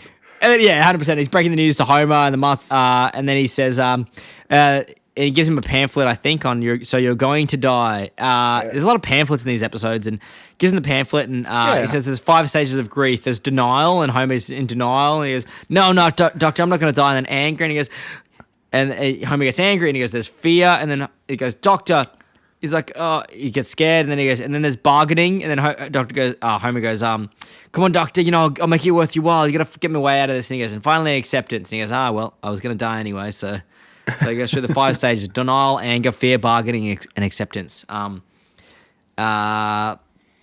But, and then Homer starts writing a list. They find out he's going to die in 24 hours. And the doctor says, sorry, I kept you waiting so long. It's actually 22 hours. Yeah. Which is pretty funny. But you know what? Like, if that was going to be the case, that's the case. Doctors in Australia, you wait a long time. I don't know about you, Isaac, but it's insane wait times. I remember I went for a blood test. Little anecdote for you. I went for a blood test, and I rocked up at 9 a.m. at this blood testing place. I can't remember the place, but I rock up at 9 a.m. or whatever it was when they first opened, 8 a.m. maybe, and sitting there, and this woman takes ages to do this. This blood test. The phlebotomist takes ages to get the blood out of this person. 8 hours, and so I sit there for 3 hours, and it's about 10 o'clock, 10:30, whatever it is, and do they just have really slow flow in their veins? Well, I don't know. Maybe they were doing something special. I don't have no idea. Maybe they were doing like a lot of diabetes have to do like maybe there's a dialysis thing. I have no idea. I'm not sure, but I rock up and I was like, yeah, I'm here for my blood test. And she looks at it after I wait like 3 hours. She goes, you can't do this now. You had to come earlier. And I said, I did come earlier. She goes, yeah, because it's this blood sugar thing. You need it to be at this certain time in the morning. And I was just like, I waited for 4 hours. No one told me that. So I'm like, I just couldn't imagine rocking up and being like, yeah, you had 24 hours left. Well, you had 24 hours left. It's actually 19 because you had to wait for 5 hours in the waiting room. I'm like, oh my God. You're kidding me, and right? This is not a slight against phlebotomists or doctors or nurses or anyone in healthcare because Erica's a nurse. Yeah. And I mean, they're underfunded and blah, blah, blah, blah, blah. For sure, it's not against any individuals, but healthcare system could always use some work at whoever the current Australian Prime Minister is. Yeah, right. And that's going to change probably in the next... Well, maybe. I have no idea. But could possibly change the next federal election next year. But or this Good year, friend whatever of the it is. show, Australian Prime Minister. How about you do something about healthcare system anyway? Yeah, good friend of the show. Put my money into healthcare, but that's fine. You know, it's funny. Like, I couldn't even tell you if it's a Labor or Liberal Prime Minister in right now, but Mate, I've got no idea. yeah, I have no idea. Yep, I but, vote the same way every year. But like, it's fine. Doesn't even you have no idea what's going on. He's like, yeah, whatever, it's fine. But yeah, so Homer's going to die. He starts writing a list. It's a pretty emotional time. Homer's writing a list of things he's going to do. Sorry, I'm so drunk right now. This is just like this is turning into a shit show. Mr. Burns, are you trying to get me drunk? Yes. Yes. So he makes a list of things he wants to do before dying. And it's quite a sweet list. Like, you'd expect this show to put some jokes in there or something. Bowling or, I don't know, something. Something really dumb. But you have a look through it. It's all pretty sincere, earnest, heartfelt stuff. Like, you know, make amends, spend time with his kids, say goodbye to his friends at Moe's, all that sort of stuff. So, yeah. I mean, it's a very heartfelt episode. Like, he sacrifices doing some of the things that he really wanted to do just to spend time with his dad, which obviously he's had a pretty shit relationship with that we'll find out in later episodes. But yeah, but he has that terrible relationship with him. But then at the end of hanging out with him, he's just like, "I love you, son." Yeah. And I was like, "Yeah," drives off. It's just pretty funny. So one of the first item on the list is to talk to Bart about becoming a man or whatever, you know, becoming the man of the house. And he goes, "Bart, I want to talk to you." And Bart thinks he's going to get in trouble, pulls his pants down. He goes, "For a spanking." And he goes, "No, I just want to talk to you, son." And he teaches him how to shave. And he goes, "I got three. I'm going to tell you the three major things that are going to get you through life." And he goes, "The first one is cover for me. The second one is, oh, good idea, boss." And the third one is, it was like that when I got here. Anyway, Bart's shaving, and then he drops the cologne or whatever and spills everywhere. Yes. And he's like, "Why you little?" And yeah, aftershave. And he goes, "Why you little?" He's about to strangle him. And Bart goes, "It was like that when I got here." And it's a really nice moment where Homer hugs Bart. He goes, "Oh, my boy." It's a good one. So Homer listens to Lisa play the blues on the saxophone, gets really sad and starts crying, and then Lisa starts playing "Oh When the Saints." Yeah. And Homer starts singing "Oh When the Saints Go Marching In." Yeah, it's marching banger. in. Yeah. And then Homer's what's he doing? He's filming something for Maggie, and then he starts filming. He's like, "Hi, Maggie." He's filming this thing for Maggie, and then someone rings up, and it's Milhouse, and he goes, "What? Homer's friend, Bart's friend Milhouse? Bart, get your butt down here!" And he's scratching his bum in front of the camera. It's so funny. I love that. So he's done three things on the list. He misses a bunch of stuff. Something that does annoy me about this episode, we don't get a payoff from the conversation he has with Flanders. So he goes across the road to borrow the camera from Flanders to make this video. And he says, "Yeah, I'll come to your barbecue," knowing that he's going to die and not be able to come. But we don't get a payoff for that at the end. It would have been good to have, I don't know, something there for Homer to be like, "Oh, don't!" Yeah, right. 100%. Where like he has to go to the barbecue because he doesn't die. That would have been a good one. That would have been like the beautiful comedic end to the episode. But yeah, so Homer's going to die. He goes sees his dad, hangs out with his dad, goes fishing, even though there's a bunch of other stuff to do, and they have a great day together. But then Abe has such a good time. He's like, "Oh, what a great time. I love you, son." As Homer's driving off, he's like, yeah, get out of here, whatever, because he's over it. Which is pretty funny. And then there's a scene, like a throwaway scene, where they go past Burns so Homer can yell at Burns or tell Burns off. Eat my shorts. And he's in public with binoculars looking at women's feet. Mr. Burns has a foot fetish or something. Yeah, that's it. I don't think it's ever mentioned again, but it's so weird. He's looking at feet. Yeah, it's a real weird thing. He's looking at this woman's feet as she's in high heels. You work it, baby, or whatever he says. Work those ankles, yeah. yeah, that's it. Oh yeah, but when he sees his dad, Homer goes to see his dad in the first time, and he goes, "Dad, we never went fishing or bowling or whatever together." And and then Abe goes, "Yeah, we never danced the hoochie coo either. What's your point?" I just thought, like, what the? That's a good one. But anyway, so Homer gets pulled over. He's racing home to see Marge before he dies because he wants to get intimate with Marge one more time, which is absolutely you're going to do that before you die. Yeah. 100%. One time. Fair. Right? You're going to do that. Right? But he's racing home and he gets pulled over by Eddie and Lou, not the chief, but Eddie and Lou. And he gets, does he get brought in? Well, yeah, he gives them attitude because obviously he wants to get out of there quickly. So just give me the ticket and let me go. Yeah, and they go, what if we don't want to give you the ticket? And he goes, just give me the ticket and let me go. Yeah, what if we don't want to give you the ticket? What if we want to bring you in? He goes, oh, whatever. Eventually gets home. He's like, Marge, Homer. And he goes, and he kisses the kids and says, I love you. And then runs upstairs with Marge to get intimate. And he goes to say goodbye to everyone. He goes, goodbye, Maggie. You know, he's just like, you know, he's something along the lines of like, you know, you'll grow up, you know, whatever. He says goodbye to Lisa. You'll do so well. You're so smart. And he goes into Bart and he goes, goodbye, Bart. I like your sheets. It's a good joke. Crusty sheets on. Yeah. And then Homer goes and he goes, as he's about to sit on the couch downstairs and just die. Well, supposedly, what he thinks is die. He starts listening to this. He's like a cat, slinks off in the night to go die somewhere else. Yeah. And he goes, "Good, the Good Book on Tape" by Larry King, and Larry King's reading it, and he goes, and the Houlians said goodbye to the Mongolians, and the Mongolians said goodbye to the Nefertites, and the Nefertites said goodbye to all the people that lived before, and at the end, Homer's listening to it, and it turns to morning, so it's sort of like that jump cut where it's like nighttime, he's listening to this audio book, the Good Book, which is the Bible on tape or whatever, and it turns to morning, and Homer's still listening to it, and Larry King goes, well, that's it. Goodbye, everyone, and, you know, and says, I love the San Antonio Spurs. By the way, if you're betting on the NBA, I think we're going to win it all this year at the end of the Good Book. It's just such a dumb joke. The end of the Good Book. But yeah, Marge wakes up and, hold on, Homer, you know, I miss you, Homer. But hold on, his drool's still wet. And Homer, oh my God, Homer, you survived. You're alive. And Homer wakes up and he's like, I'm alive, whatever. I'm going to live my life in the perfect way. And then it ends with the scene of Homer just eating chips on the couch watching some awful show. Yeah, bowling or something. I can't remember. Yeah. So that's the end of the episode. Far out, I'm drunk. But what do you think about the episode? Tell me.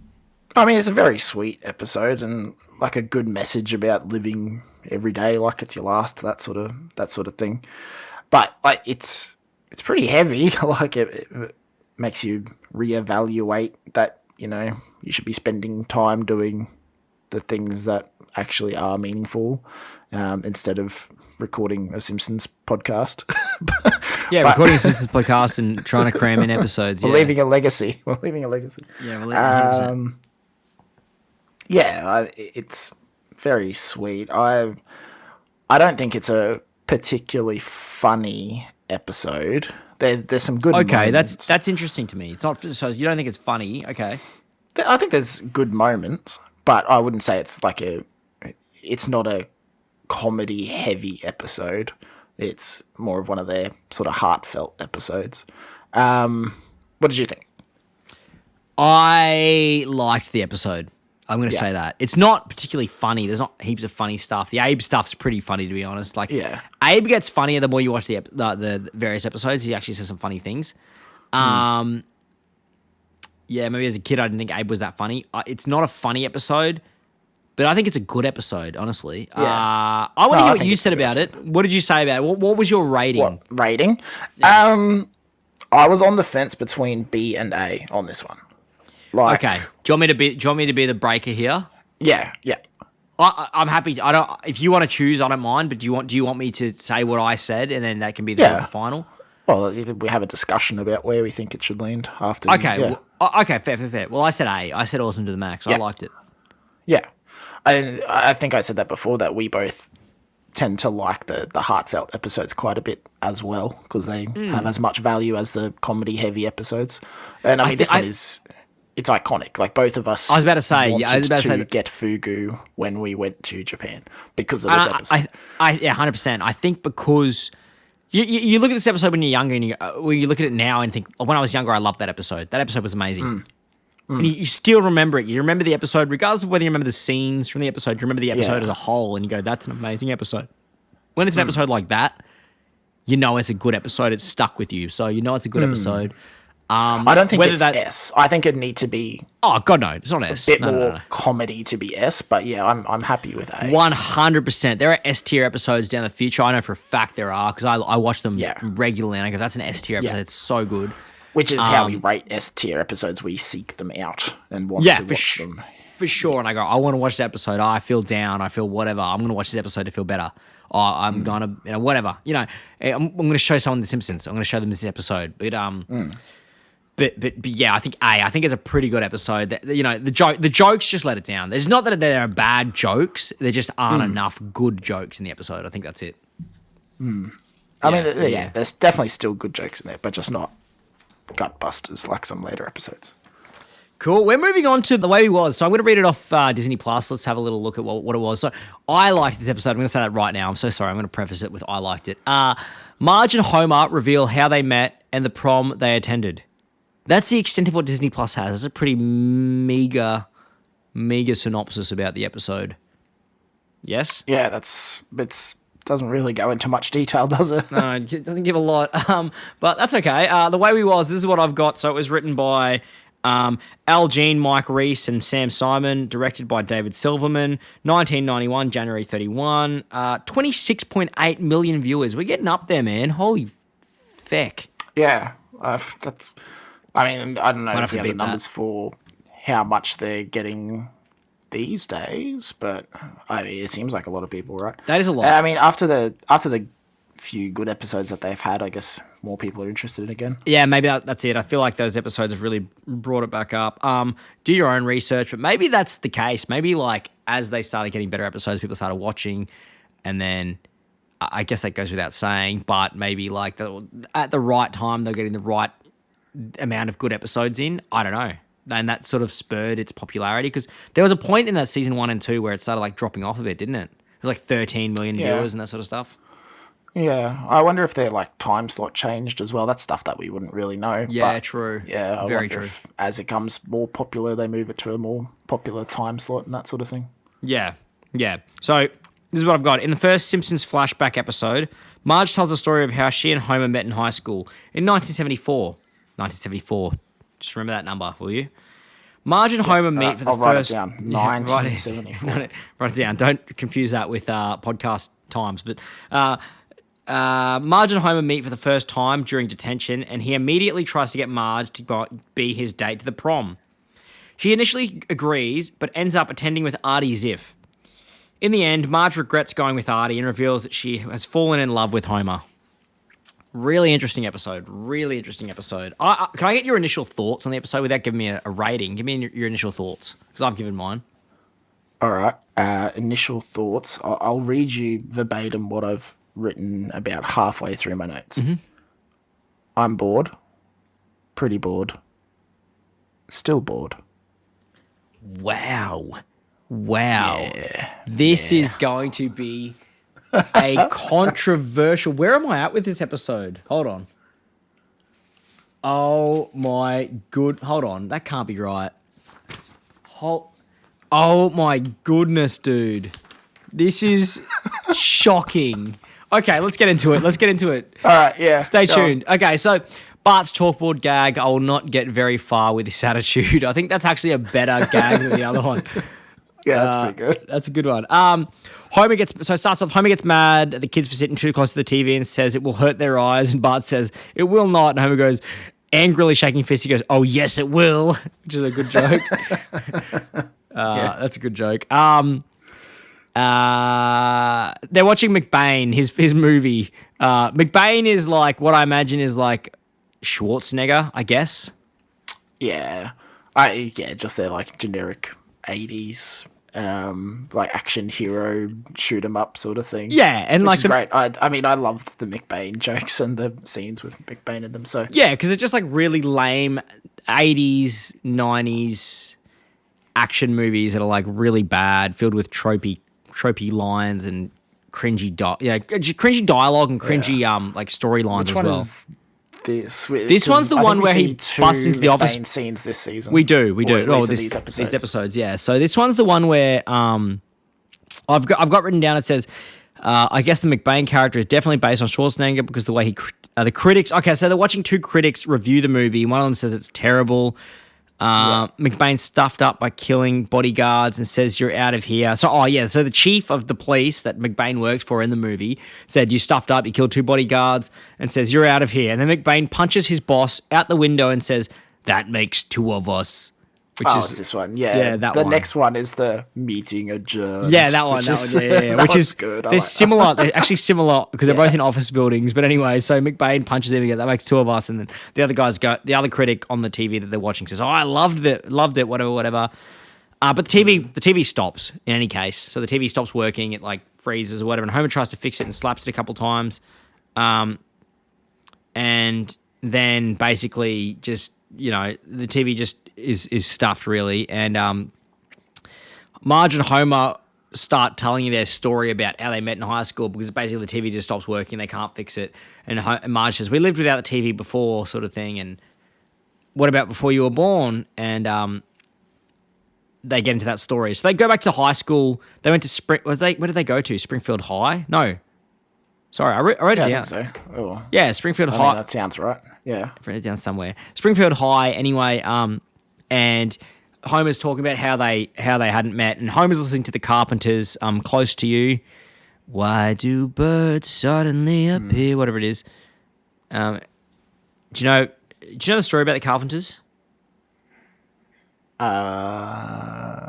a depressing one for the pod. This isn't a family pod. Okay. I don't care, but I'll tell you. Karen Carpenter had she was bulimic actually, so she suffered from anorexia and died in possibly maybe it was 81 or something like that. She died.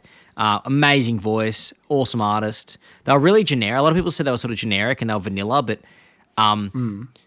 it's a really famous saying where someone says like, it's not a bad thing being vanilla. Vanilla's an amazing flavor. And it's just like, I was like, yeah, that's a good saying. But yeah, so they sang that song. And then Homer's like, nah. Obviously, it's like prefacing the fact that there's a love story ensuing, but Homer starts playing the Joker instead, which typifies his character. He starts singing, some people call me a space cowboy, some people call me... Really terribly. Yeah, really bad. Some people call me Maurice. And then... yeah, literally. Because I'm a Lego figure. So he starts singing the Joker by the Steve Miller Band. Is that who it is? Steve Miller Band? I think it is. Anyway. Sounds right to me. Dear but Henry. I mean, that Carpenter's song plays again towards the end of the episode. Yeah, it's the motif for the episode. It plays 3 times in this episode. Because it plays again when she comes into the. Well, we'll get into it. So, Homer turns that song off, changes the radio. When Homer changes the radio, the Joker, his voice goes down in volume, and then he runs into Barney as he gets out of the car, and his voice goes back loud. Now, I did my own research and found out that the reason behind this is because the old days were bad. I didn't find anything I couldn't find the actual reason as to why that happens. I think it was just like worse technology. I don't know. But did you notice that in the car, his voice, he's singing the Joker? I figured it was just something weird with him singing along to the song. I didn't realize it was like a bad tech thing. I don't know. It must have been, it sounds really compressed. I guess like if you're not into music and you're not into audio and that sort of stuff, you don't really notice it maybe. Audiophile, so. Yeah. So maybe that's... I mean, like I noticed it was odd, but I thought that was just because he was like singing along. I didn't realize it was a technical thing. Yeah, it sounds real weird to me. But anyway, so he runs into Barney and Barney says, Homer, you're going to be late for English. And is that right? Yeah, you're going to be late for English. And Homer says, poofed, Englished. Who needs that? I've never gone to England as they walking by. So Homer's like represented as this like, idiot. I don't know. They call him like the shop kid. He's the shop kid apparently. That's what Marge refers to him and then he struggles with the spice rack. Yeah, I don't get that. I don't get that. So Marge says, the shop kids are smoking again. It's Barney and Homer in the toilet smoking. And they get caught smoking, get detention. And Marge says, the shop kids are smoking again. And then Marge becomes a feminist in the sort of part of the second wave feminism. We're looking at that period of time where that was popular, or that movement was coming about, the second wave feminist movement. And she reads one magazine and then becomes a feminist. She's like, because her mate says to her, what is it? What's her mate say to her? My mate says something like, women and men do you think it's right that women and men get paid differently for the same job? And Marge says, she says, she shouldn't earn as much as a man if the same job is because she doesn't want to do heavy lifting and math. Or math. Yeah. I was like, oh. So I guess, which is the naive aspect of Marge. I liked that Marge was like that. Like she's like that throughout the episodes. Then she becomes a feminist. She reads a book and she reads a magazine and becomes a feminist, and she starts saying men earn more and, rah, rah, rah, which is, I respect it that Marge is doing that.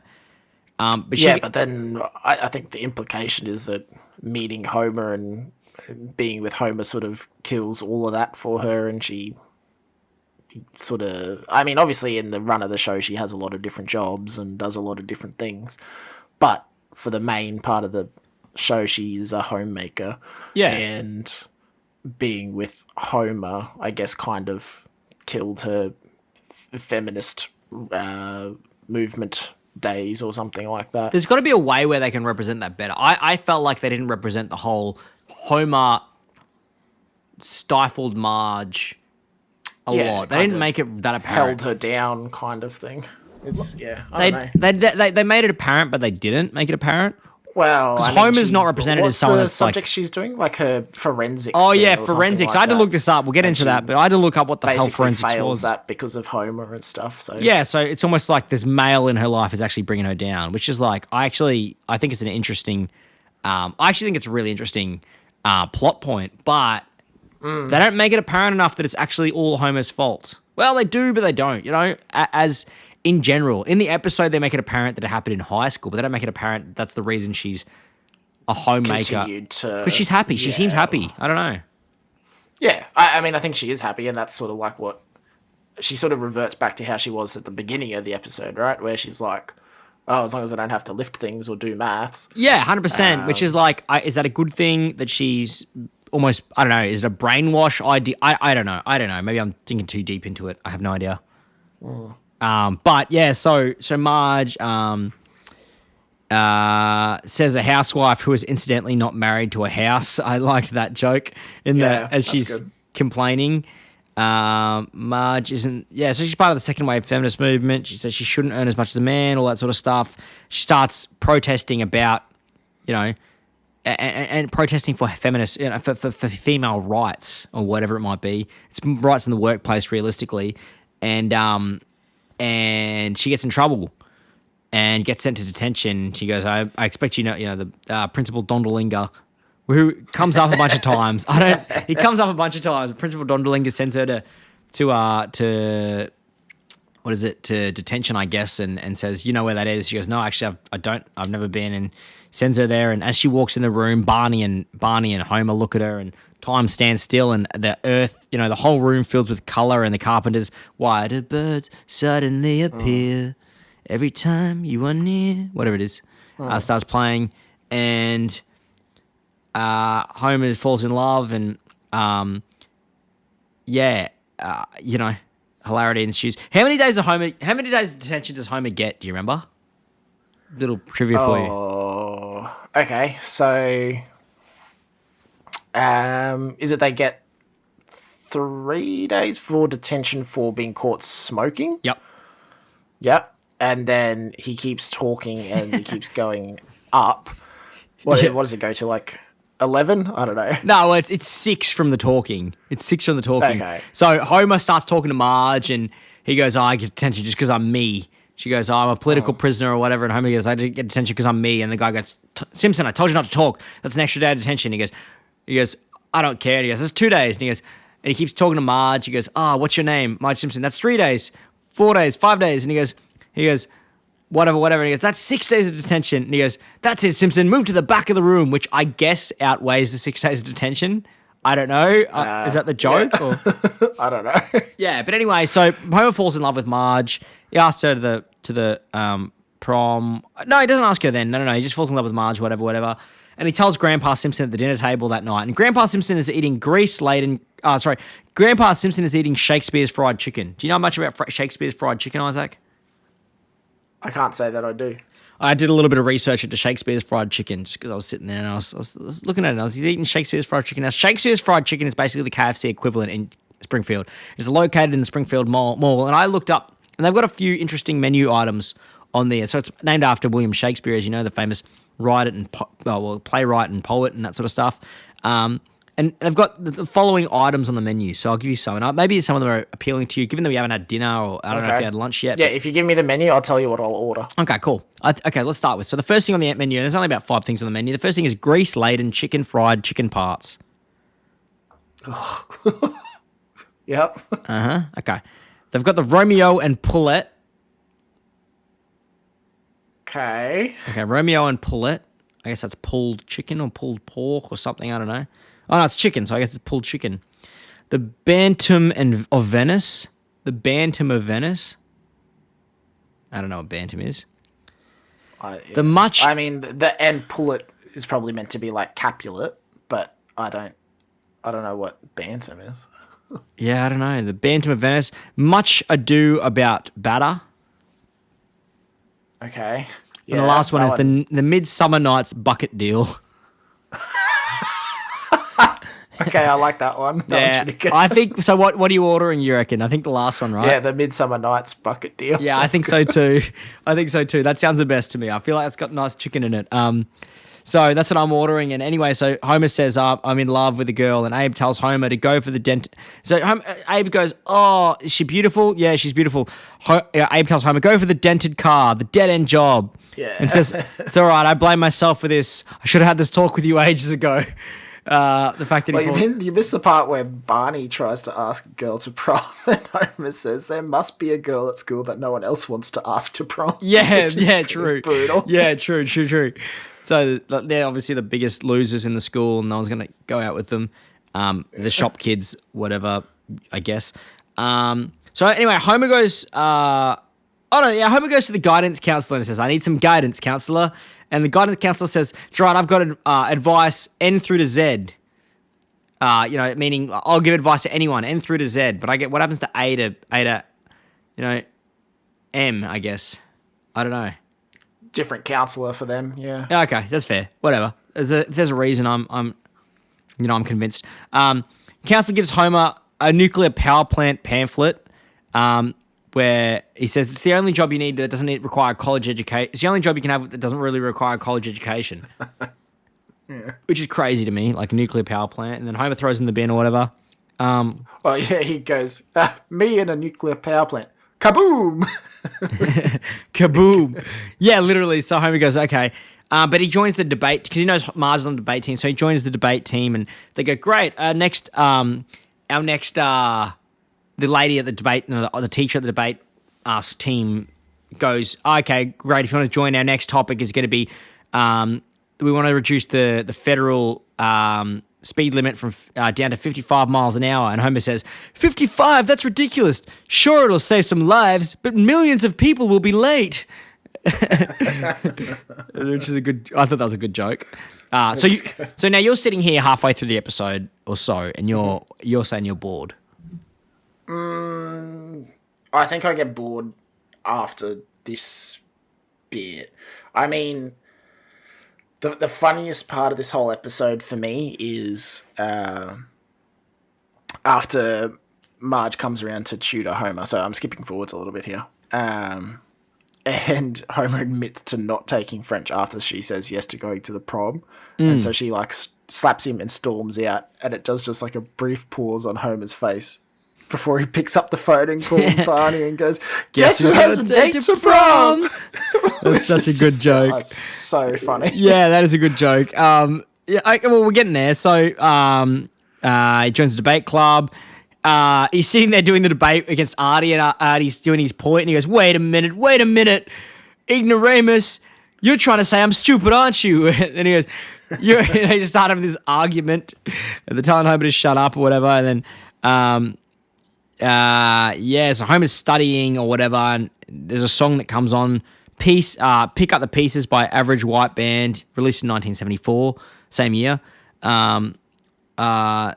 Homer cracks up about him calling him an ignoramus. We got to that. Homer's rebuttal is him pulling his pants down in the debate. In the same debate, yeah, I questioned this. Do you reckon he just thinks rebuttal? Yeah, or do you reckon he just... That's what I thought, but then in the next scene, he refers to the fact that he's because my rebuttal was me showing my butt or something, and I was like, oh, maybe he did know it wasn't that. I don't know.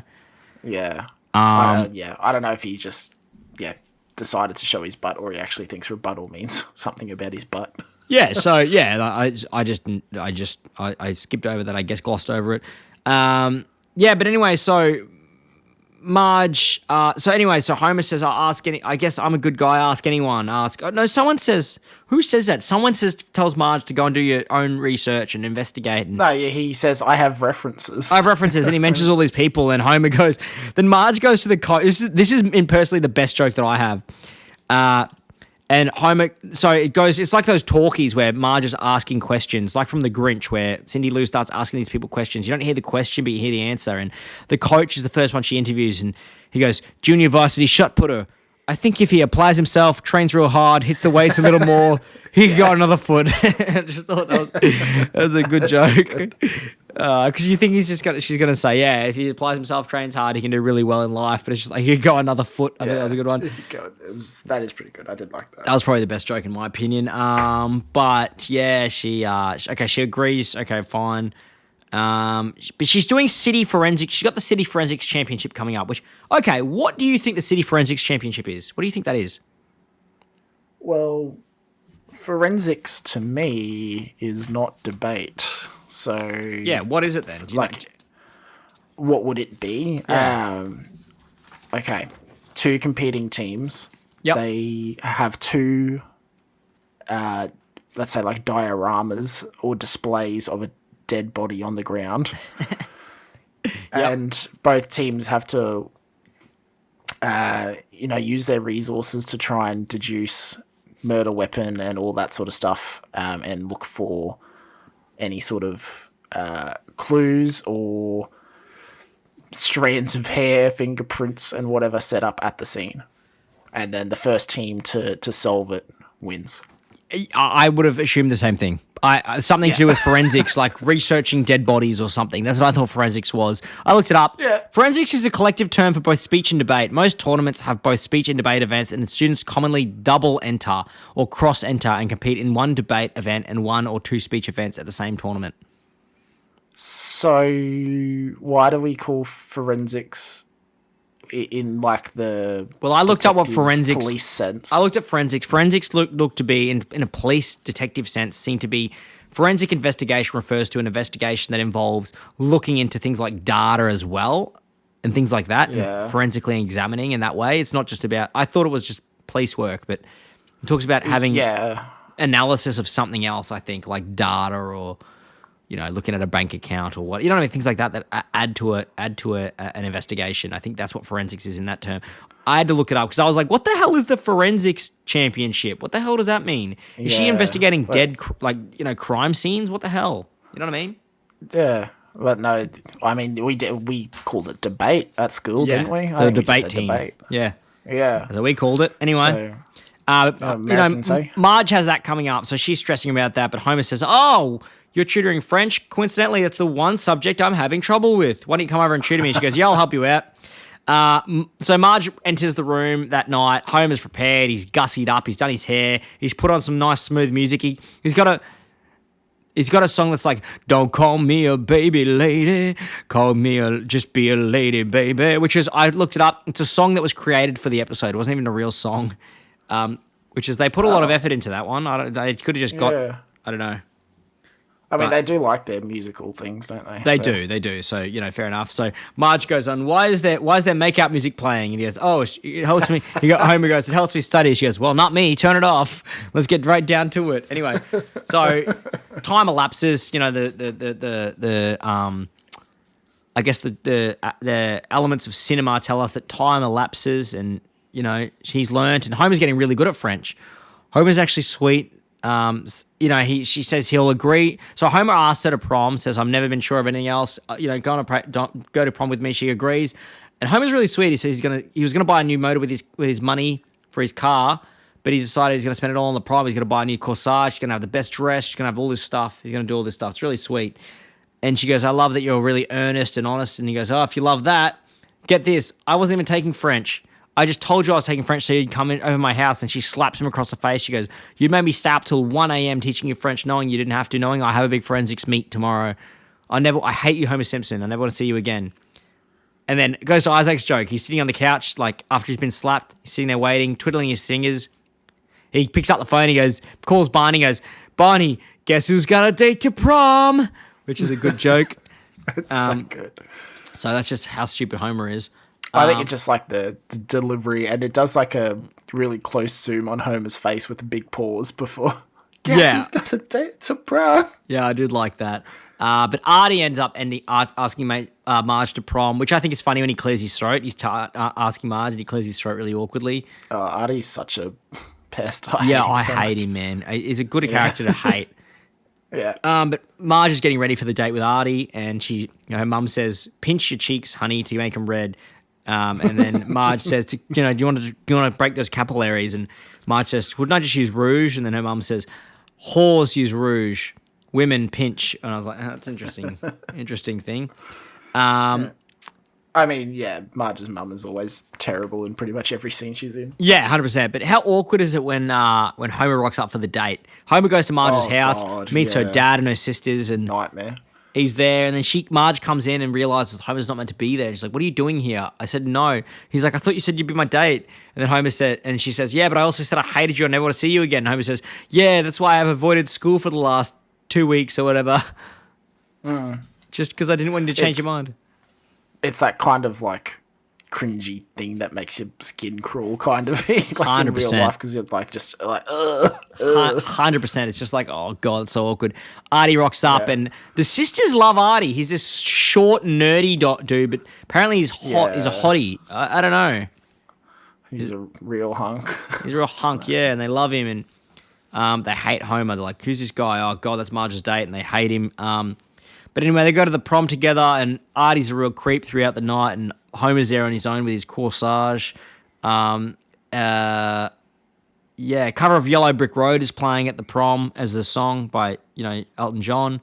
And Artie is just such a douche. He, he says he's an intellectual superior. When he gets elected him as prom king or something. Yeah, that's right. Him and Marge get elected as prom king, and Homer's go, "Woo, go Queen Marge. We love you. All hail Queen Marge." And they win, and then they go to the make-out point. What's the make-out point place called? It's called like... Homer says it. Inspiration Point. Yeah, that sounds Inspiration Point, which is a funny one. The limo driver says, "I'm only paid to drive you." Yeah, that's a good joke.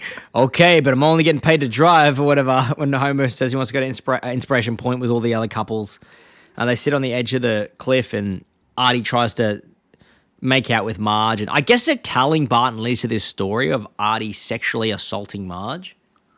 Yeah, and the kids are like, "I love this story, Mum." Yeah, it's great. Which is weird. But anyway, so she's like, "Let me go, Artie," and he rips her dress. She goes, "Let me go," and slaps him. And he goes, "I'm sorry." And then he drops her home, and he goes, "I hope you won't tell anyone about my busy hands." And she's like, "Yeah, sure, whatever, you jerk."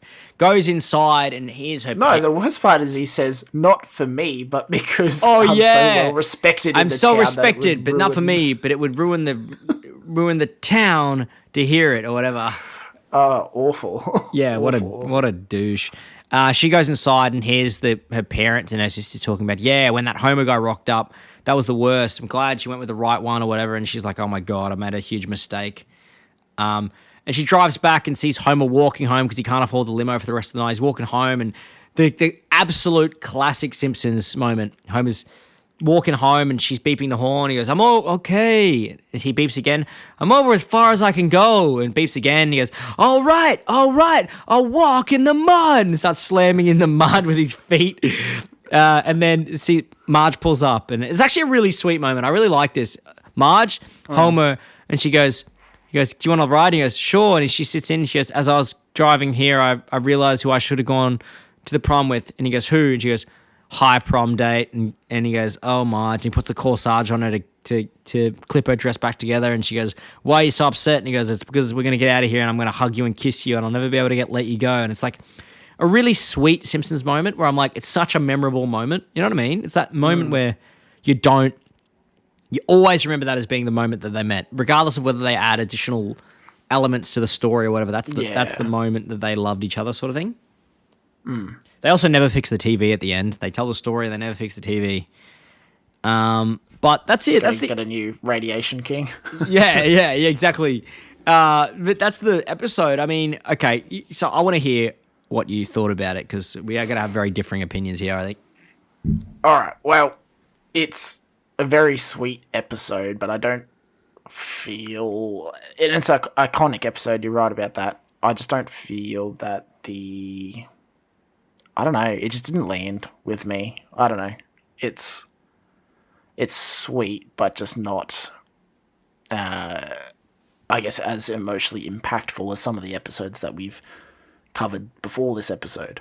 You know, like the one before this was much sort of more weight. Maybe I was just like fatigued from the last episode, so it didn't sort of land as well because. Do you reckon you've also episode was so? Do you reckon you've also seen this episode a lot through flashbacks, through seeing the episode in general? Yeah, you do see it a lot, hey, and there is a lot of flashbacks for Homer and Marge's relationship because there's. I don't know, isn't there one where they met at some camp thing and her hair wasn't blue and then there's so many flashbacks for that. Yeah, that's it. So I guess maybe this is skewing it a bit. I liked it. I thought it was emotional. I thought it was nice. It was like arty. I like it. She went with the wrong person. They were different worlds. Did you watch this episode like separately from the one before it? You know how you're saying you're watching it on the way to work or waiting for work and that sort of stuff. Did you watch these back to back or not? I think I didn't watch them back to back. I think I just watched them. I don't think I did. I think that's it. I think I watched them separately because I was watching them at such sporadic times. Well, I watched them back to back. So I reckon maybe the previous episode just sort of hit harder for me. So this didn't have the same sort of impact that it would if I hadn't watched them back to back. Yeah. I think maybe that's it because the other one was, but the other one's like the emotion came really, not unnaturally, but really out off the cuff, really out of the blue. Obviously, Homer was going to die. That was emotional, but then the other aspect of the storyline where, I don't know, I don't know. Yeah. Well, what did you give the episode? I gave it a C. So not rock bottom, but yeah. That's incredible to me, man. That's incredible. You don't want to know what I gave it. I'm gonna guess you gave it an A. If you gave it an S, I'm gonna be surprised. Prepare to be surprised. I gave it an S. What? Wow. Wow. What? Wow. Yeah. Wow. Maybe actually. I wrote my exact words were actually a really sweet episode. I love it. Oh my god! Jesus Christ! Wow. How was this? Oh, I don't know. Maybe What are we doing here? really- Can we come to a concession? I Can don't we know. come to a concession? Yeah, I mean, we're gonna have to. Were you planning your wedding while you were watching this episode? Or I something? don't Is know, that man. I don't know. Maybe I hadn't seen it in a while. I reckon you've seen it a lot more than I have. It's a pretty popular Maybe. episode in terms of flashbacks and recurring throughout The Simpsons in general. I reckon you were doing something for your wedding at the time, and so you were feeling real mushy. when you Maybe. Okay. What should we? You've given it a choose not to watch. I've given it an S, the highest tier, and you would not even watch it. So, but I mean, like our rules of S. So you would seek this episode out, like I don't know. You'd be sitting there catching a train after a night out, and you'd be like, "Man, I really want to watch." I guess not. that I guess I episode." wouldn't. I guess you're right. I guess I went too hot because I wouldn't. I wouldn't go and seek this out. I mean, you know for a fact. I've said it before, and I'll say it again. I'm going to say it to spoil the future episodes. Homer Goes to College is an episode. Yeah, I'd seek that episode out. The Cartridge Family. Pin I would seek that Pals. episode. Pin Pals. I'd seek that out. You know what I mean? Yeah. Episodes from season 4, 5 where they're really good. I'd seek them out. This one I wouldn't seek out. So S is probably too high. I think I went too high. So let's bring that down to an A. Right now we split the difference. You've got a C. I've got an A. I think we go B. Yeah, that's one step up for me. That's 2 steps down for you. So we're No, but I feel like my legitimate reasoning is A. So it's probably one step down for me too, isn't it? okay. All right, yeah. So I can concede to it because I feel like that Homer calling Barney joke is good enough. For Yeah, that is a good joke. There's a couple of good ones. But yeah, cool. Okay, let's keep it there. What are we up to? We're up to episode. Oh God, episode 13. We're almost there. Far out. Sorry. There it is. Cool. Far out. Homer versus Lisa in the Eighth Commandment. That's what we're up to right now. Homer versus Lisa in the Eighth Commandment. I'll give you there it is. I'll give you this episode, I guess, synopsis from Disney Plus. Let me just make sure that I'm on the right page. Yeah, that's right. So Disney Plus says this, but Disney Plus says, after learning that hell is the price for stealing, Lisa would rather go to heaven than watch pirated TV. Okay. Which is, I guess, pretty correct. Yeah, I mean, it doesn't, it doesn't get all of the bits, but for like a one-sentence synopsis, I suppose that's pretty spot on. Pretty close. What I've got is this. So this is Home vs. Listen to the Eighth Commandment. Richard Moore directed it. Steve Peppoon wrote the episode. 1991, February 7, 26.2 million. It's going up. It keeps going up. 26.2 million People loved viewers. that last episode. They Maybe we loved should have it. put it in S. Maybe we should have. Even the previous one was going up. So, oh God, the one after this. Sorry. Anyway, let's keep going. I guess a way to look at it, how many shows do you get on season one, or do you wait for people to recommend the show to you? You know? Yeah. Like, there's a few shows that I sort of don't get into until there's at least a couple of seasons.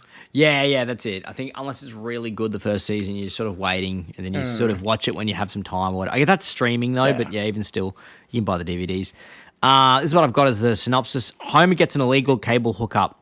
Despite their enjoyment of the new channels, Lisa becomes suspicious that they are stealing cable. Her suspicions are confirmed when Reverend Lovejoy and Lisa confirmed by Reverend Lovejoy, and Lisa protests by no longer watching television. Meanwhile, Homer invites his friends, over to watch a boxing match, but Lisa's protests get to him. He decides not to watch the fight and cuts the cable. That's pretty good.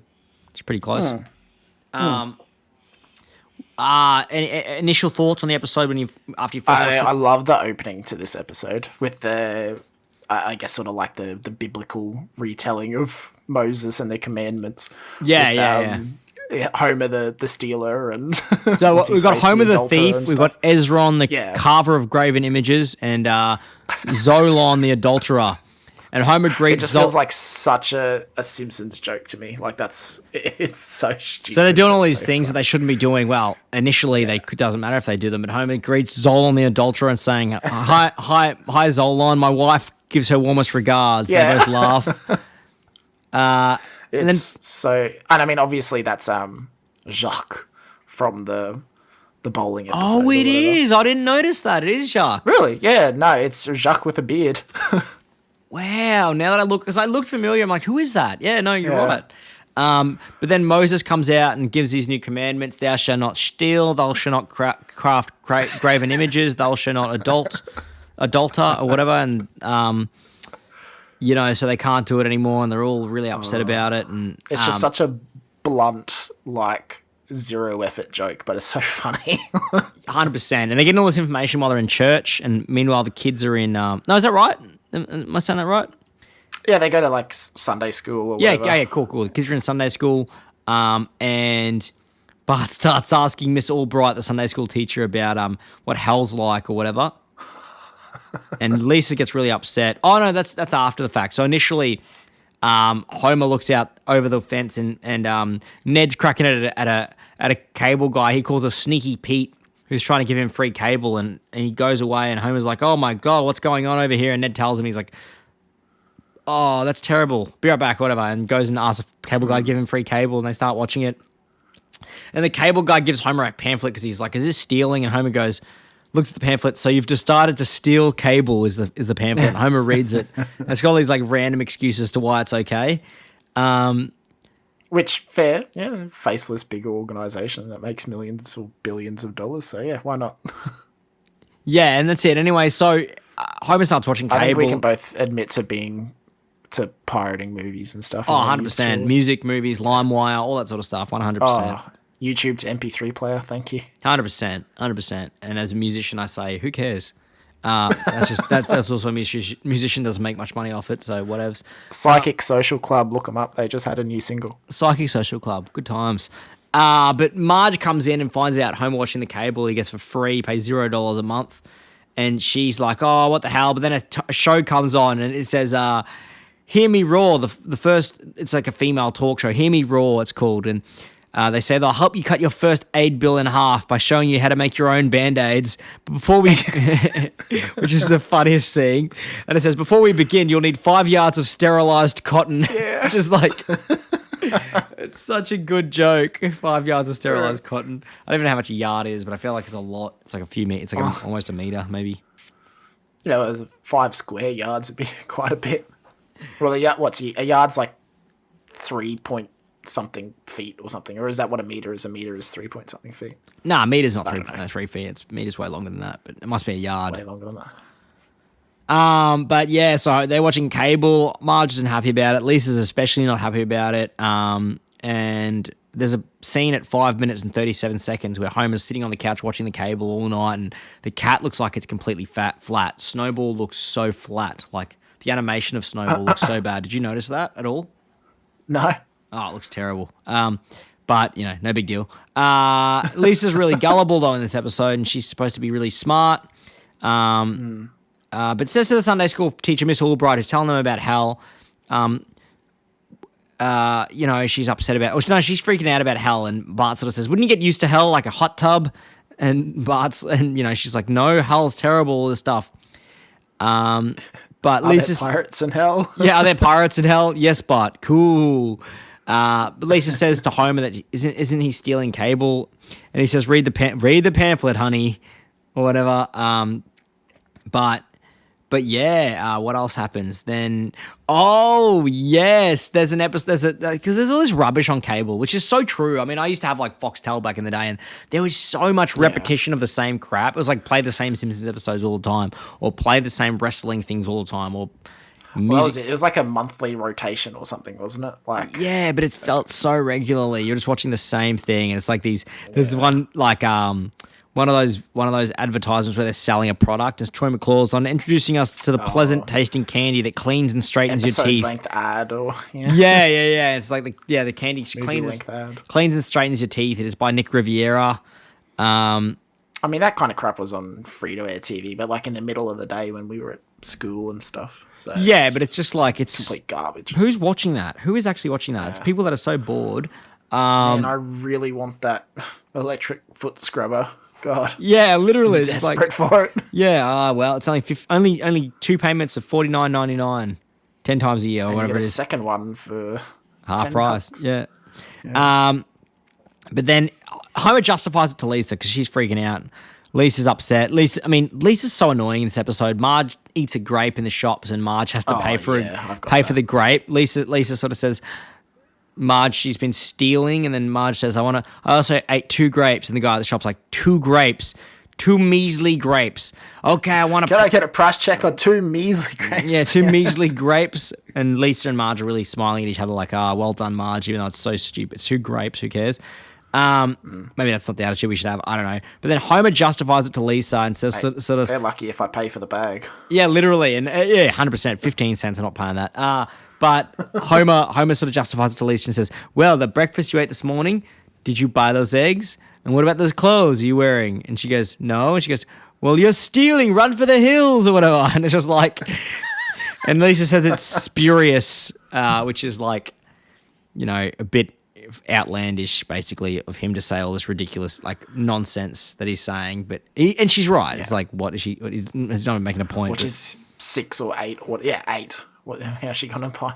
Yeah, literally. Like, but yeah, and then there's an ad for a fight. So the big thing is, okay, so he's got the cable now, and it's fights coming on. So it's a big fight. Coincidental that right now we've got the Jake Paul and the Mike Tyson fight coming up. I also wrote that down. Yeah. Did you? Yeah. Okay. Cool. It's interesting you say that. The Jake Paul Mike Tyson fight's coming up, and let's be honest, Dredrick Tatum is a character who he looks different in this episode than he usually does. Yeah, he looks so different. He doesn't look anything like what Dredrick Tatum is meant to be, but he sounds exactly like Mike Tyson. He's got that lisp. Yeah. And he's black, and he's they keep the same voice for later appeares of Tatum, but his face is just completely I different. wrote that. I guess his time in prison really changed him. Yeah, literally, he's a darker shade of black as well in later episodes, whereas this one is quite light. Yeah, it's pretty funny, but it's the episode, the advertisement about the match, the boxing pay-per-view that's coming up. It's like about to watch the other guy get knocked out, and this time it's for money or whatever. It's just like the dumbest ad. So stupid. Like it's a good ad though. I liked that one. But then for no reason, like I guess Homer tells the guys in the showers at work that, hey, I actually have the fight on TV. You guys can watch it on the radio, but we can come over mine and watch it on TV. And Burns finds out somehow, even though the video that Burns is watching it on doesn't have audio. Lip reading. Yeah. Okay, whatever. But then he's like, I want to go over and then and I was like, why would Mr. Burns not just buy it himself? And then Waylon Smithers actually chimes in and says, oh, but Mr. Burns, why can't you just buy it yourself? And he goes, oh, You're quite wealthy. You're quite wealthy, yeah. Why don't you just buy the fight yourself? And he goes, oh, because I like being around drunken hooligans during these times. I don't know. The reasoning was really stupid, but I think that was the joke of the episode too, was that his reasoning was dumb. I don't know. Well, yeah, I think he says, like, you're in touch with the common man or something. To Burns. Yeah. So all these people are rocking up to Homer's house to watch the fight on cable. And, yeah, Mo got a mechanical ball instead of cable, which is funny. But Apu's going over the house. Sanjay, Apu's brother, is introduced to run the... you don't see him, but sort of Apu says, yeah, I'll come over, and Sanjay can run the shop. I didn't realize he had cable. But Lisa starts talking to the Reverend, meanwhile, about, how it's bad and saying, I guess who asked the question? Reverend says, if a man steals a loaf of bread for his... No, does Lisa say it or does Reverend say For it? his family, it's not bad, but if he puts anything on it, then it is... Yeah, if he puts jelly on... If he puts jelly or jam on it, then it's bad. And then Lisa says something, and then I guess Reverend starts going... Lisa, is your father stealing bread? And she goes, no, he's stealing cable, which is funny. I think it's well played by the Reverend here. Like, the solution he gives to Lisa is actually pretty reasonable. He just don't watch it to really go against Homer or something like that. It's just don't watch it. Yeah, for sure. It's funny, they're flicking through cable channels, and did you notice that what's on the Chin Scratchy episode as they're flicking through channels? Yeah, the Lemonade more, episode. Please, or whatever the Lemonade? Yes, please, or whatever. Which is funny. Why are they re-showing that crappy episode? Homer says, ooh, soccer, as he's flicking through the channels. Did you notice that? Open wide for some soccer. Yeah, literally. Like, why does he say, ooh, soccer? Homer loves soccer. Well, I don't know if he does. Bart charges 50... I think he hates soccer until he sees that ad. And Dad, why have you never taken me to the soccer? True. I don't know. Bart's charging 50 cents in 1991 to this, it's actually 92, so I think I stuffed this up. But Bart's charging... No, it is 91, sorry. No, it's 91. Bart's charging 50 cents for the kids to come and see some porn on the TV, which is what they get for their cable TV. And do you know how much 50 cents in 1991, how much that would be today, Isaac? $1. Oh, see, for some reason I thought you thought, as soon as I hit 50 cents, I'm thinking, fuck, 5, 10, whatever dollars. It's actually $1.15. $1.15. Okay, so the money is worth that much, but they would actually be charging you $5 at the door. So the actual value of the money has gone from 50 cents to $1.15 because of inflation, but then the actual charge price they'll charge you is $5. Oh yeah, true. Yeah. Good point. It's been a long time since you were in Townsville, which is where we're both kind of from. Jared moved. When did you move there? 2000? 2013. So that's when you moved away. When did you move to Townsville? Townsville.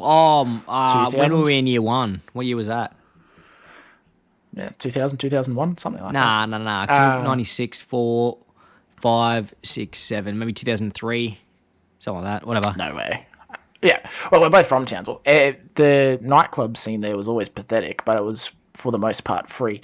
Most places are charging somewhere like $20 to get in these days. Yeah, that's the thing. There's a lot of places that are free still, but a lot of places charging upwards of $40, $50 to get in here now. That's insane. It's too much money to go into a shitty, stinky, sticky place in Townsville. That loud and you can't talk to anyone. Yeah, for sure. 100%. But they're making their money, man. They're making their money. Fair enough. It's a hard world. Homer says to Apu, did you swipe those? Oh, yeah. Apu rocks up to the house. Everyone's bringing a gift or whatever. Like, as you do, you rock up to someone's house, you bring some snacks or whatever it might be. Just the polite, it's a politeness of it. And Apu brings jerkies, and Apu is shocked. Homer says, "Oh, did you swipe those from work?" And Apu is shocked and says, "Most certainly not." But like, doesn't he own the joint? Doesn't Apu own the Quickie Mart? Why is he shocked about that? I don't get that. I don't. Maybe he doesn't own it right now, and they only establish he owns it in a later episode. I think it's like, is it a franchise or is he just like? I just figured it was just a single. I'm not sure it ever actually. I'm pretty sure he owns the shop, whether it's a franchise or not. Well, I mean, there are other Quickie Marts, so he's not like the CEO of Quickie Mart. He's either like the manager of that particular store, or he is the owner of the franchise. Oh yeah. He's a franchiser. Sure he's a franchiser owner then, I guess. Yeah. Well, yeah. Let's just say it's a franchise. So I guess then he would be able to. Whereas if he was a manager, he would be stealing the store stock. So. Yeah. But true. as a franchise owner, he should be able to take it. Yeah, 100%. I was like, it's your stuff. Who cares?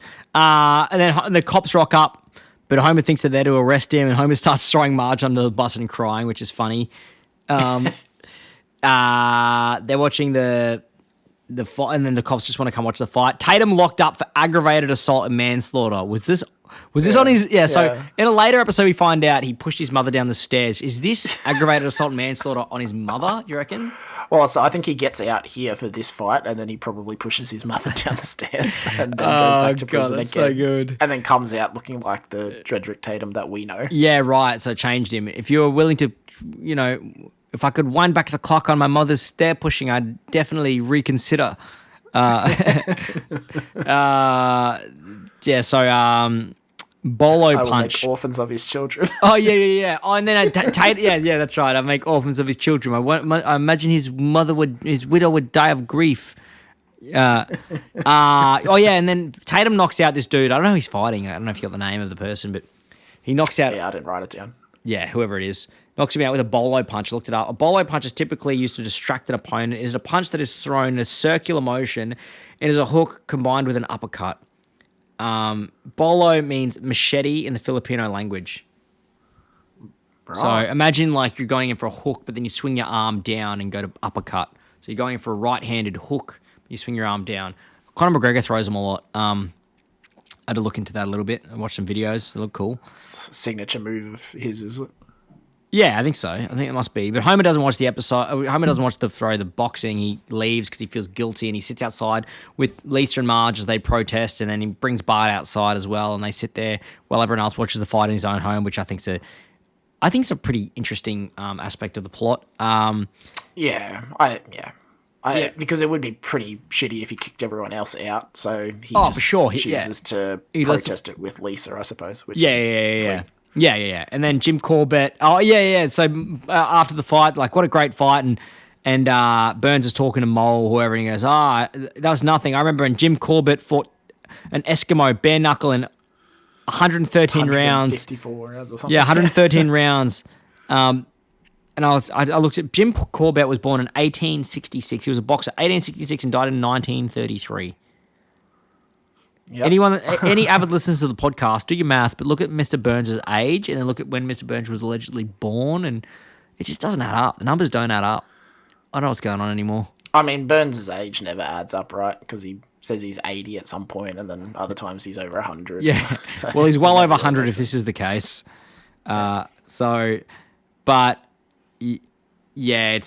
one of those things. Sorry, my headset just died, so I'm just looking for a second pair of earphones to talk to you, but I mean, the fight night looks pretty damn fun. All the guys there, and I mean, I've never done a fight night thing, but that looks pretty good.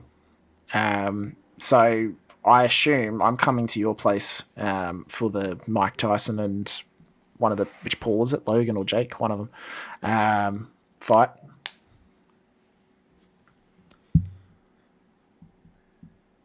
Just some quick ASMR while Jared fixes his mic. Yeah, I needed that ASMR. I'm back. What's that thing where people eat? What's that one called? Mukbang. Mukbang.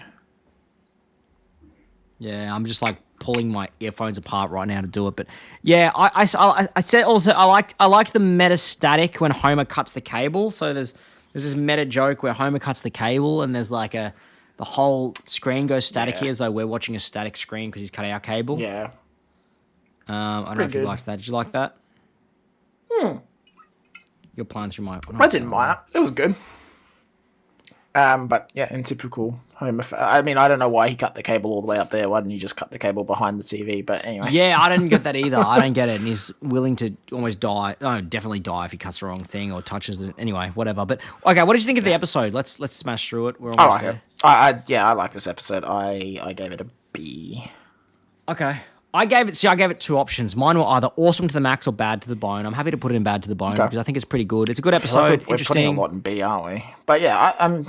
It's sweet enough, and I think it is quite funny, and I like Dredrick Tatum as a character. He's got a lot of funny Yeah, ones in Tatum is future a good episodes. character.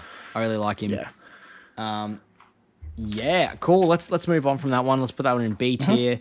What do we got? 2 more episodes to go, you guys. Principal Charming. Oh God. Yeah. Oh, Let's just stinker. yeah, God. Let's smash through this one. I got some trivia questions for you in this one, but far out. So episode 14 in season 2. Principal Charming, directed by Mark Kirkland, written by David M. Stern. 1991 February, 23.9 million viewers. It's gone down by 2.3 million viewers. Who knows why? Probably because it's a stinker.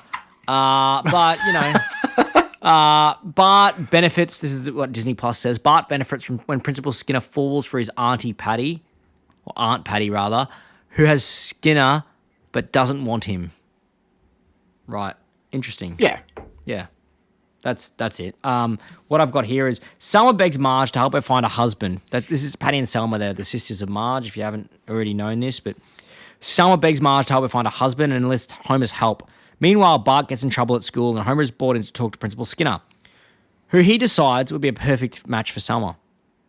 Homer invites Skinner to dinner, but he falls in love with Patty instead of Selma. Patty and Skinner start dating, but much to Selma's unhappiness. Skinner proposes to Patty, but she rejects him because of her bond with Selma, which is really sweet. I mean, it's weird. Like, it's a very weird relationship that they have. It is a really Like- weird relationship. I was doing some research on the whole thing? relationship, the whole thing, whatever happens with those two throughout the whole thing. And, I know it comes out in an eventual episode that Patty is actually gay, which is interesting.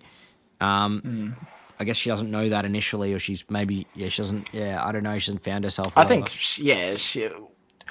Marge's line earlier in the episode is that Patty chose the life of celibacy. That's whereas right. Selma had celibacy thrust upon her, which Yeah. is quite funny. But Yeah. but yeah, so okay, Patty might be asexual and aromantic or something, but it's just a very weird dynamic between the twins. I don't know.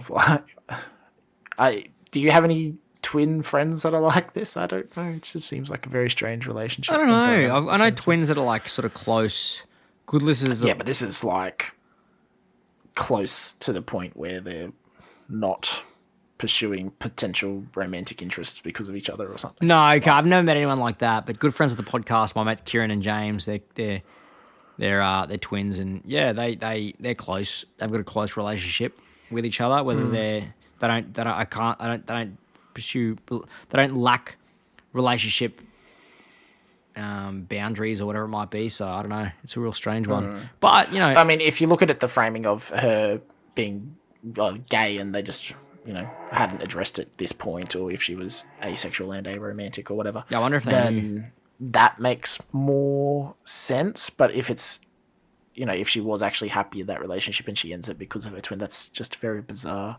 Like, if you're a twin, write in and tell us if you're clinically insane like Patty is in this episode. Yeah, right in. crackerfactorypodcast@gmail.com.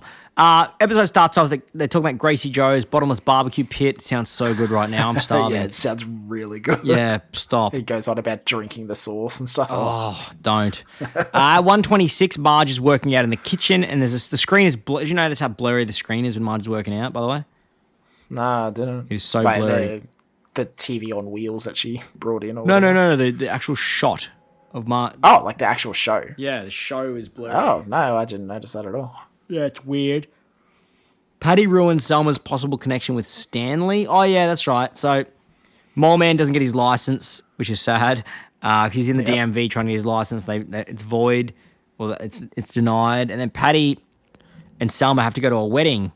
One of their co-workers, Stanley, and there's a sort of a flashback scene where Selma is almost going to get with Stanley, but then Patty says, "Move out of the way. I want to sit here." And Stanley goes to someone else, and then eventually marries that person. So it's like, what could have been for Selma?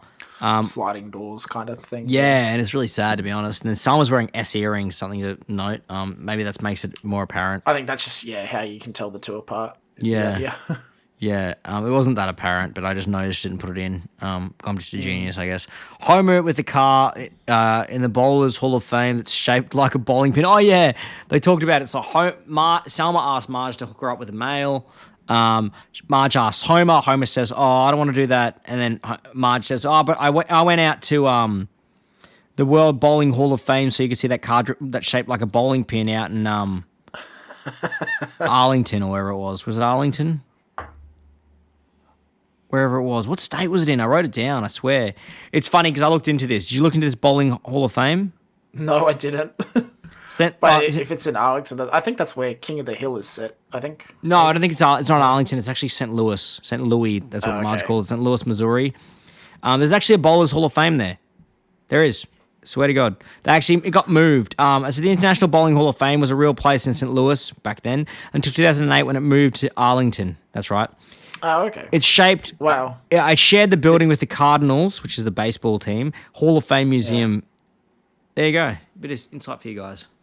Well, if you're in the States, you can go check it out, or if you're planning a trip anytime soon, go check out famous bowlers like... Yeah, I'll insert some names post. Yeah. And if I don't, just something. Insert your own names. Just do your own research.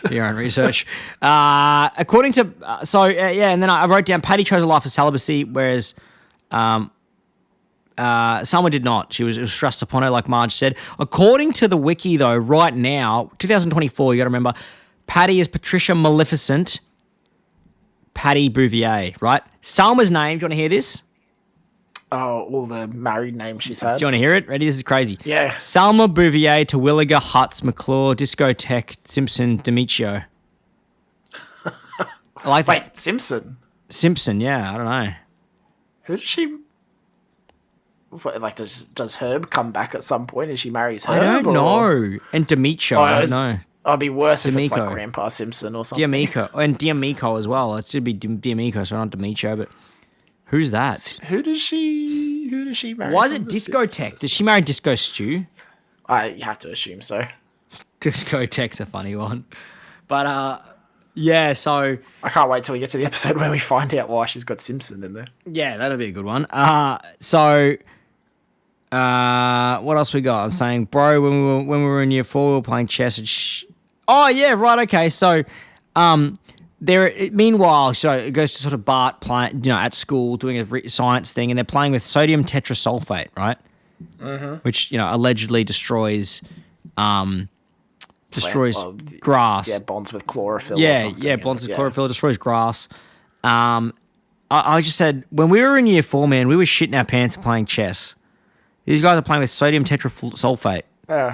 Yeah. Are we so wrong? Or is our education system so bad?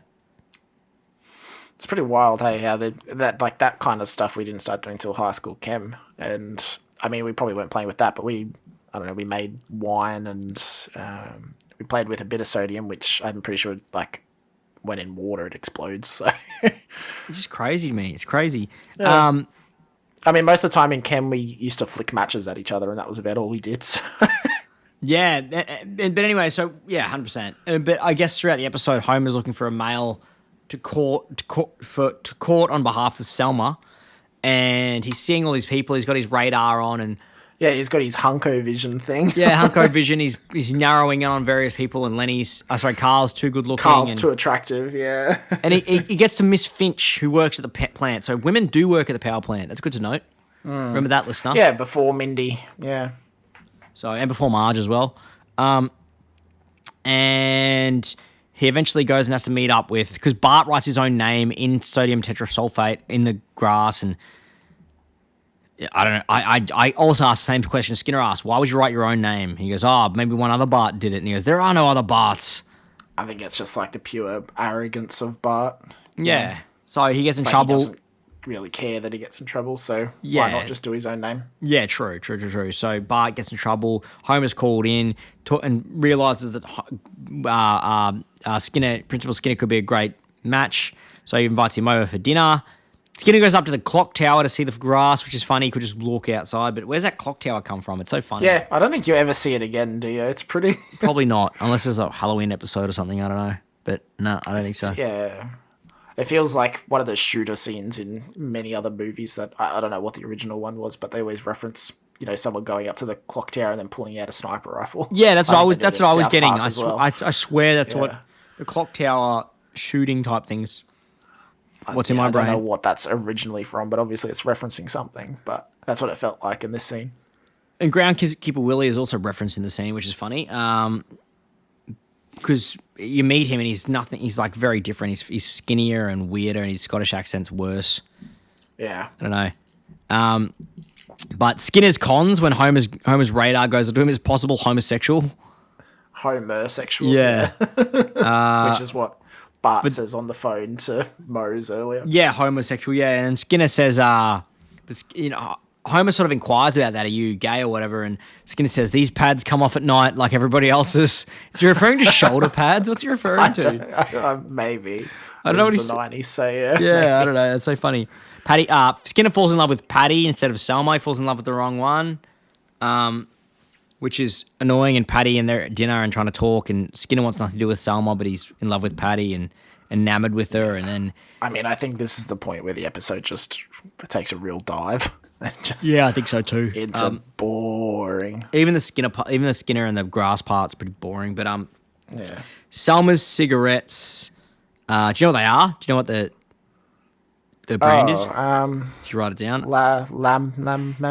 Did you write this down? Did you just remember it? No, they've mentioned it in a few episodes. I think Laramine. Laramine high tars. Laramine. Yeah. I didn't know that. Man, you got a good memory. That's crazy. I think they mentioned it a few times. Is that the one with the camel? I think because the camel comes back. Oh, the spitting camel. Oh, I'm thinking about when they went to Egypt. I can't remember. Anyway, it's fine. It's 1991 and Jimmy Pearson, the waiter.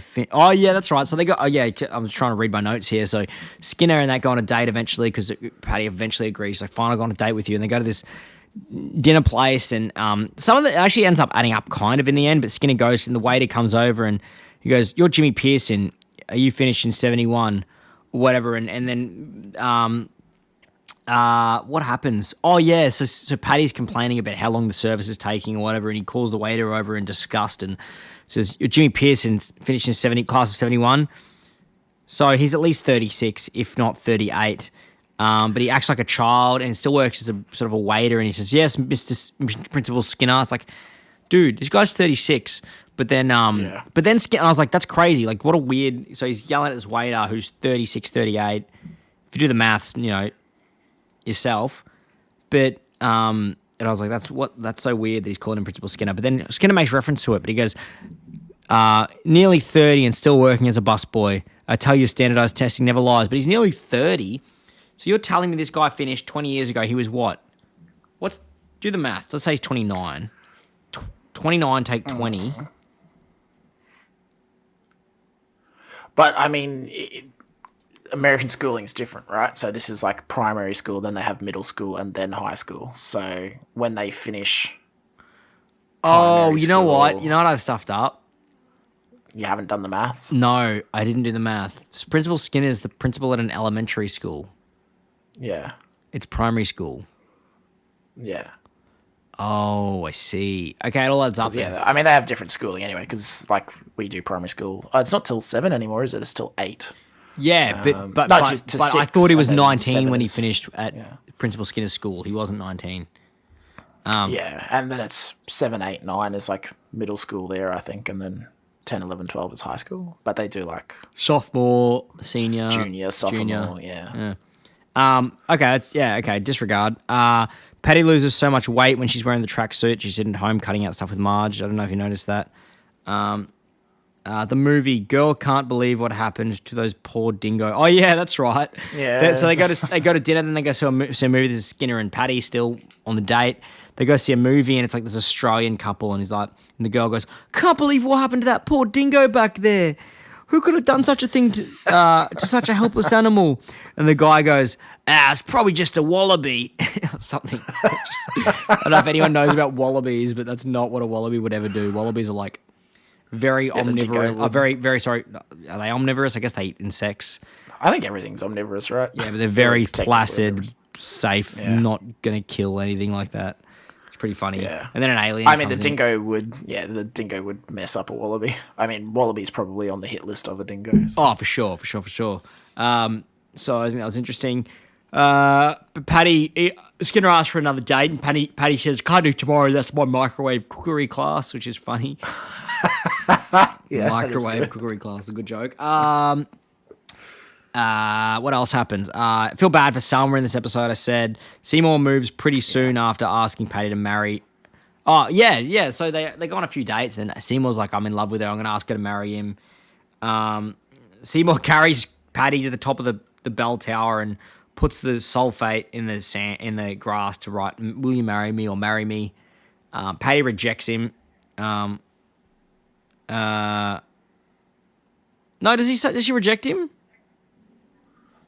Is this where she rejects him and then tells him about Selma and says, our relationship is too special and I can't? Yeah, I think so, but I mean, it has to be this moment, I think. Selma gets set up with Barney in the meantime while this is happening, but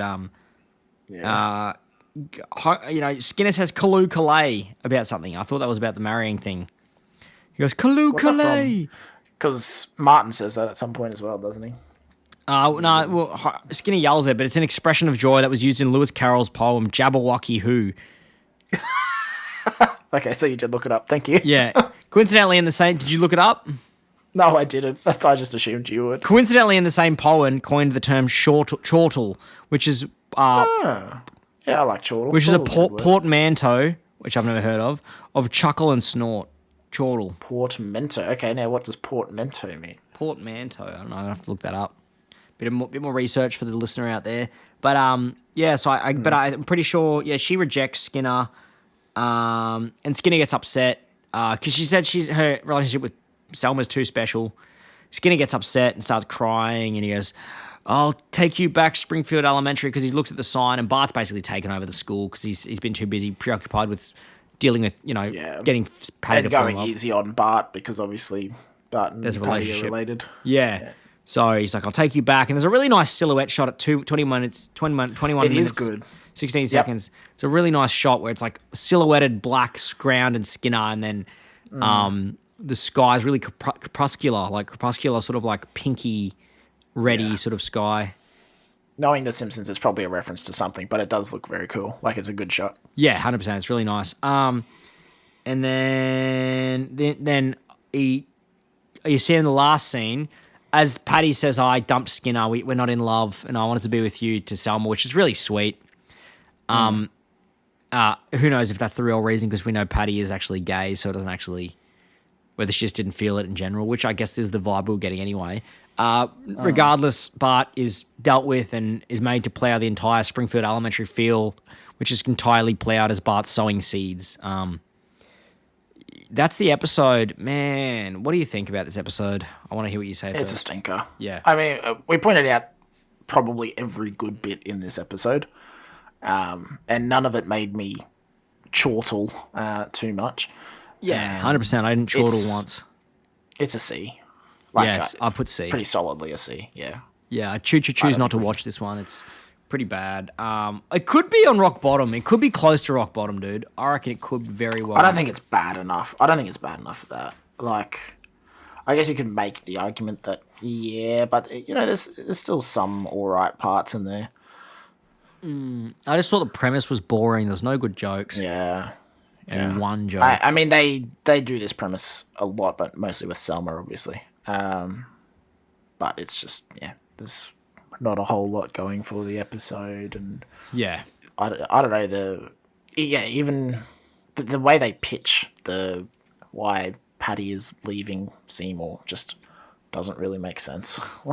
Yeah. It's just like, oh, it's because I don't want to make my sister feel bad or something. It's just like, is that the reason? Yeah. Yeah. I don't know. I Maybe- mean, like, Selma doesn't have that issue every time she's. Meeting a new I don't guy. know. Yeah. Yeah, I don't know. It's weird. Our last episode, Isaac. Can you believe it? We're finally there. It's the last episode, people. Before we finish. Brother, where art thou? Oh, brother, where art thou? This is episode 15 of the same second season. On Disney Plus, it says Homer's wealthy, long-lost half brother makes a mistake of giving Homer an important job.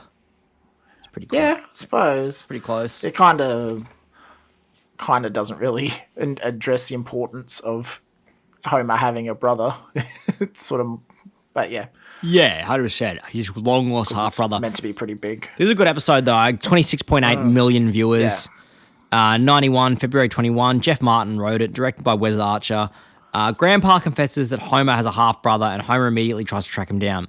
Homer eventually discovers that his half-brother is Herb Powell, the head of a car manufacturer in Detroit. Herb immediately starts to bond with Bart and Lisa, and he invites Homer to design his own car. Homer's car design is a disaster, causing Herb to become bankrupt. Yeah. Yeah. Yeah, that's it. Yeah. That's pretty good. I don't know if you want It's to... a good episode. I love this episode. I do too.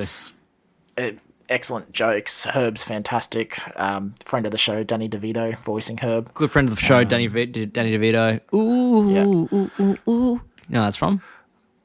It's from Matilda. Yeah. Yeah, that's great. I mean, we were just talking about twins, and we didn't even mention good friends of the show, Danny DeVito and Arnold Schwarzenegger. I don't know why we didn't bring that up. What? They're not twins. What? Yes, they are. Have you not seen Twins? I've never seen twins. Oh, homework tonight, Jared. Homework tonight. Oh, is that a good movie? Or? It's a good movie. It is a good movie. Go watch it. I'm assuming it's a comedy, right? Yeah. Danny DeVito, it's got to be a comedy. Yeah, basically. 100%. I was curious, but yeah. Yeah, no, Danny DeVito, good friend of the show. Well done in this episode, Danny. Yeah. You know, out of the park, mate. Yeah, out of the park. I think it's a really good episode. Starts off with McBain. Films are so funny. Yeah. So it starts off with another McBain field. Mendoza. So when Mendoza is thrown out of the window and lands on a truck which explodes on impact, McBain says, "Meeting adjourned." So he breaks That's into so a meeting good. with the evil characters and does Where that. he like pops out of the desk or something. Yeah, like where was he hiding? Someone tell me. Adjourned. Meeting adjourned. So it's Schwarzenegger there. Yeah. And then he meets a female character and he goes, "I'll be holding another meeting in bed." Yeah. Yeah, and then at the end of the movie, so Grandpa and what's his name? The white-haired guy? Yeah. Abe and Abe's friend. I've forgotten I his can't name. think of his name off the top of my head. No. Oh, I've forgotten it. Anyway, the He white does have a name, surely. yeah, white long beard dude. Anyway, him. They're watching the movie and they're complaining about it being terrible, which it is, let's be honest. And then the Bond sort of theme comes on at the end, the credits go up, and at the end of the credits it says, "You have the right to remain dead," which is like the dumbest like movie title or whatever it's meant to be, or like tagline. Oh, or man, something. every bit of McBain is so good, though. Like, It's just so bad. It's so mean, bad and the- so good. Nice to see you is always my favorite. Is to see you.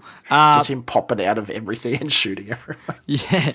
But anyway, it cuts to the dinner table and they're fighting and they're saying grace and Homer's thanking God for nuclear power for like the 5th time in 2 seasons.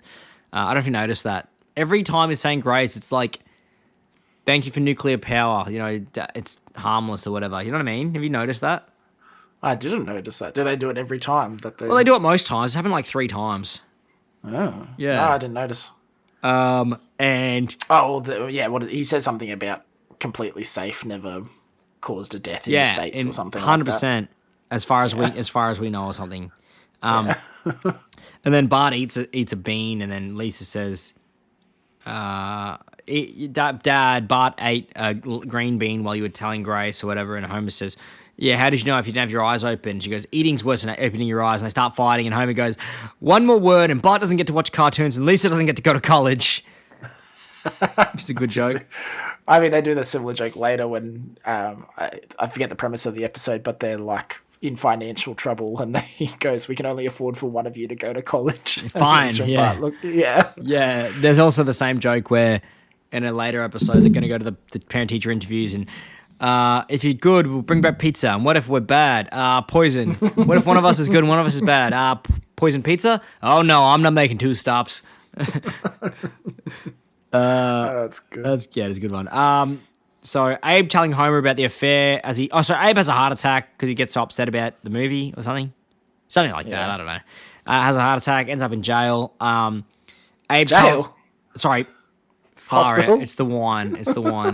Abe ends up in hospital and says he had an affair with a carnival lady. This carnival lady did things that Homer's mother never would have, Jesus like have sex for money, which is great. That's probably the single best joke in the episode. That's saying something. So stupid. Oh So God, it's stupid. such a good joke. I think we were saying at a previous episode that Abe hadn't been terrible yet. Like he was actually a reasonably okay dad. Yeah, he but becomes then slowly eventually he becomes a becoming- jerk. yeah, I think this 100%. is where it sort of starts. Or even the previous episode where he's like, yeah, so what, sort of thing. But now he's going worse. So Homer starts ringing around because he finds out they dropped the baby at the orphanage and had Homer with his mum or whatever. And Homer starts ringing around in the phone book. And no, what does he do? He goes to a. That's right. He goes to the orphanage there, and as he's pulled up to the orphanage, he goes to this guy pumping gas, and he goes, "Excuse me, is this orphanage or whatever?" And he goes, "No, man, that orphanage shut down. The orphanage hasn't been here since 1974." And Homer starts breaking down, going crazy, being like, "What does he say?" I find my brother. Yeah. Yeah, he starts cracking, and he goes, "Oh, why could it be like this?" And then the guy goes, "Dude, chill out. It's just moved over to the other side of the street." And Homer turns around and goes, oh, okay. And he goes in and speaks to this guy that runs the orphanage head. And he goes, "I'm here to find my long-lost brother." And the orphanage head goes, "Yeah, I actually have a long-lost brother too." And Homer goes, exactly Dr. Hibbert with a mustache. "Yeah, it's so funny. I actually have a long-lost brother too." And yeah. Well, we're looking for my brother today. That's what Homer says to him. I mean, this whole scene's really good because he keeps going. He could be anywhere, even Detroit. Yeah, oh, no, that's right. No, but actually, I forgot to mention during the Abe scene, Homer's crying and goes, "Oh, Dad, since I'm the one you kept, it must mean that you really love me." And Abe just goes, good. Interesting theory, which is a good one, which is, again, Abe's a bit of a dick there. Yeah. But yeah, anyway, so Homer's at the orphanage in Shelbyville and talking to the guy, and he goes, well, I'm not allowed to disclose personal information, but, he could be anywhere, even Detroit. And he goes, Homer's like, I'd love to help you find your the orphanage director says exactly this. He goes, "I'd love to help you find your brother, Mr. Simpson, but he could be anywhere, even Detroit." And Homer says, "I know he could be anywhere. That's why I'm here right now." And Homer goes, "Well, Mr. Simpson, if you ask me, the city of brotherly love isn't Philly, it's Detroit." And Homer goes, "Well, if you ask me, changing the subject makes you a worthless, heartless excuse for a human being. Is read between the lines, you fool." And Homer goes, "Oh, I get it. Here's $20." And he goes, and then he's like, "Your brother's in Detroit," or whatever. Yeah, Detroit. Your brother's in Detroit. Yeah, Detroit. Your brother's in Detroit. And he goes, "Thank you." And he bows at the end. Like the guy was being so unreasonable. He's just so stupid. Anyway, Homer calls up a bunch of pals in the phone book, and he can't find anything. And Marge goes, "But there's still this H pal." And he goes, "Oh, H, of course. That could stand for Herb. It's a long shot." And he calls him up. Which is a good joke. And he rings up and he goes, "Is this Herb Pal?" And he goes, "I'm your baby brother Homer." And he goes, and he tells him to meet with him. They go to meet with him. They go past Herb Pal Motors, and Herb's talking to the I guess the engineers or whatever, the board, whoever they something. are. And talking about how they need to, bring the company back around from the brink of despair. They're in bankruptcy almost, and they need a good car, and they can. The Japanese cars are killing them. Yeah, that's right. And they need a new thing, and they brought out this new car called Persephone, and he goes, "Persephone? That's the stupidest name. You need a cool name like Cheetah or Stinger or Scorpion, Mustang. Yeah. Something that bites or whatever." And then they're rationalizing in this board meeting as to what's happening to the car, what's happening to their business, and the directors start speculating. One of them says maybe some kind of gypsy curse or something. Just That's good. But then Herb went to Harvard and worked his way there, scrubbing toilets and dishes. And one of the directors goes, "Oh yeah, I thought I recognized you." Yeah. But they call it Persephone, worst name ever. But anyway, Herb meets up with Homer. Or Homer meets up with Herb, and they cry and hug. And Bart was almost a bastard. We find out because Herb says, "Did you have any of these marry out of wedlock?" And he goes, "Oh, Bart was touch and go." Well, I mean, didn't they do that in a? Well, they mentioned that in a previous episode. I think the one where they do the flashback and they said, "When did Dad propose to you?" And it just shows them in Hibbert's office finding out that she's pregnant. Yeah, right. So I guess it's like sort of that thing. Homer loves pork chops in this episode again. Homer, he says the cook will make him anything he wants. You call the cook and they'll make you anything you want. We got the pool, He's we just got whatever. amazed, wakes He's up like- in the middle of the night to order pork chops and the cook knows his order already. Yeah, literally. He goes, Don't forget the applesauce. yeah, that's exactly it. So Homer wants pork chops all the time. Marge is, then they're sitting beside the pool while the kids are playing Marco Polo or whatever, and Herb goes, "Marge, we gotta really get together sometime and figure each other out." She goes, "Well, you gotta tell me your story." She goes, "Well, I met Homer in high school, got married, and had 3 children." And then he goes, "Oh man, we gotta get together and you gotta tell me the whole story." She goes, "Oh, that's really all there is to tell," or whatever. And she's like, "Oh, it's a bit depressing." Well, I mean, if they had this conversation, 5 seasons later, she'd probably been a cop and whatever else she's done. Oh yeah, true. Yeah, painter and Yeah. all the other things. Oh, yeah, painted burns and all that sort of stuff. She Yeah. hired a criminal painter and she taught them and whatever. But yeah, when Homer asks for a big car, I like that. So so Abe brings up and he finds out from Homer that that Herbert's a millionaire, and he goes, "A millionaire?" And he goes, "Oh, I kept the wrong one," or whatever. He whispers. But then Homer. Yeah, so he brings Homer into the factory and finds, meets the engineers, and he said, "I want you to pick out a car." So Herb says to Homer, and Homer says, "I want a big one." And then the people says, the engineer goes, "We don't have a big car." And he goes, "Why? Why not?" And he goes, "Because Americans don't want big cars." And then he asks, "Well, I want a lot of pep." And he goes, "Americans want good mileage, not pep." And then Herb sort of backs up Homer. I kind of like it. And he goes, "Are you listening, you moron? This guy's an American, and he said he wants a big car with pep or whatever." And he goes, "That's a problem with you guys. You don't know what people want." He goes, "Homer, I need your help. I need you to design a car for me. You're not asking people what they want. You're telling them what they want. Yeah, exactly. That's right. good. You're telling them what they want, not asking them what they want. But I mean, Herb's a millionaire, but he barely meets Homer and thinks that he's going to fix his business. I mean, I get the idea behind it. He's just a lay person. He's just the normal everyday man. But Yeah, what does an average American actually want? He's just happened to pick the dopiest average American around. yeah, the dumbest dude ever. But Homer's sitting there sad. Yeah, so anyway, he goes in to make the car, and Homer comes out, leaves. This is such a good scene. It's so relatable, man. But Homer leaves the room after he's sitting there with the engineers, and they want him to. They said, one of the engineers goes, Herb said to help us out. Maybe you can go make us some coffee. Because he's like, "Oh, okay." And then Homer's sitting there while they're playing baseball inside. Bart and Herb are playing, and Herb goes, "What's going on? I think you're making a car." And he goes, "Oh yeah, it's going okay, I guess." And Herb says, "What are they doing?" He goes, "Oh, I don't know. They're putting in the peanut. What does he call it? The racket peanut steering and racket peanuts. onboard something or other." And I just said so relatable. And and then Herb goes, "Homer, you didn't ask for rack and pinion steering, did you?" And Homer goes, "Well, I guess I think I did." And then Homer goes, "Homer, you didn't even know what it," Herb goes, "Homer, you didn't even know what it was. How could you have asked for it?" And then Herb gives him this pep talk. "I told you to go and create a car." He goes, "Homer's an average schmo. You're an average schmo with low self-confidence.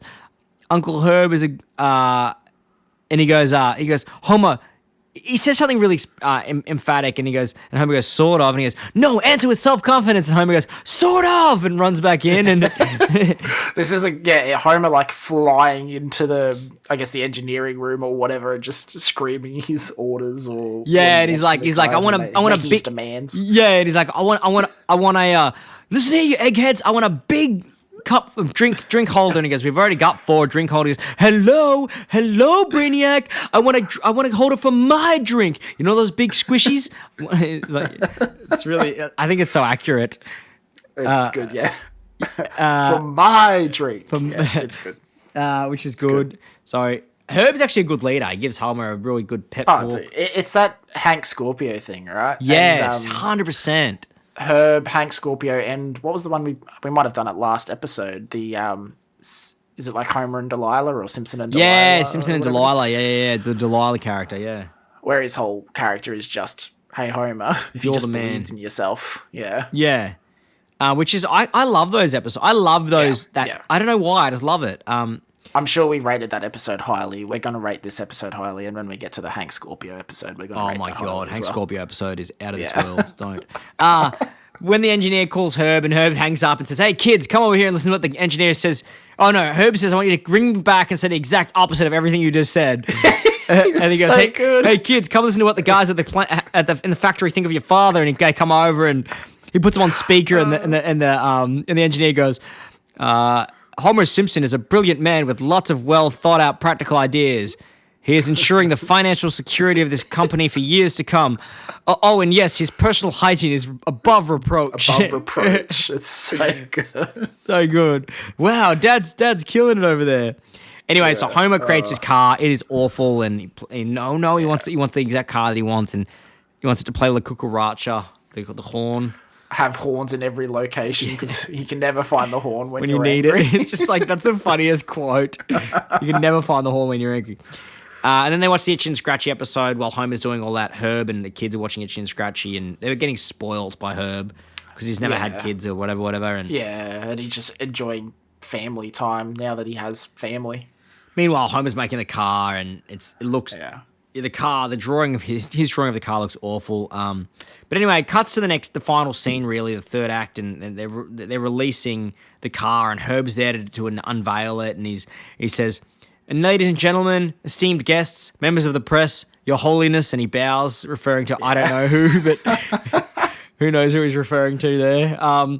He goes, we've come to we're giving out the car for the ideal, the normal man, the everyday man, or whatever, and they unveil it, and it's just this monstrosity. And Absolute any questions? And the ugly thing. It's awful. It has like a hatch, like a Rick and Morty type hatch. The kids have a separate pod to sit in or something.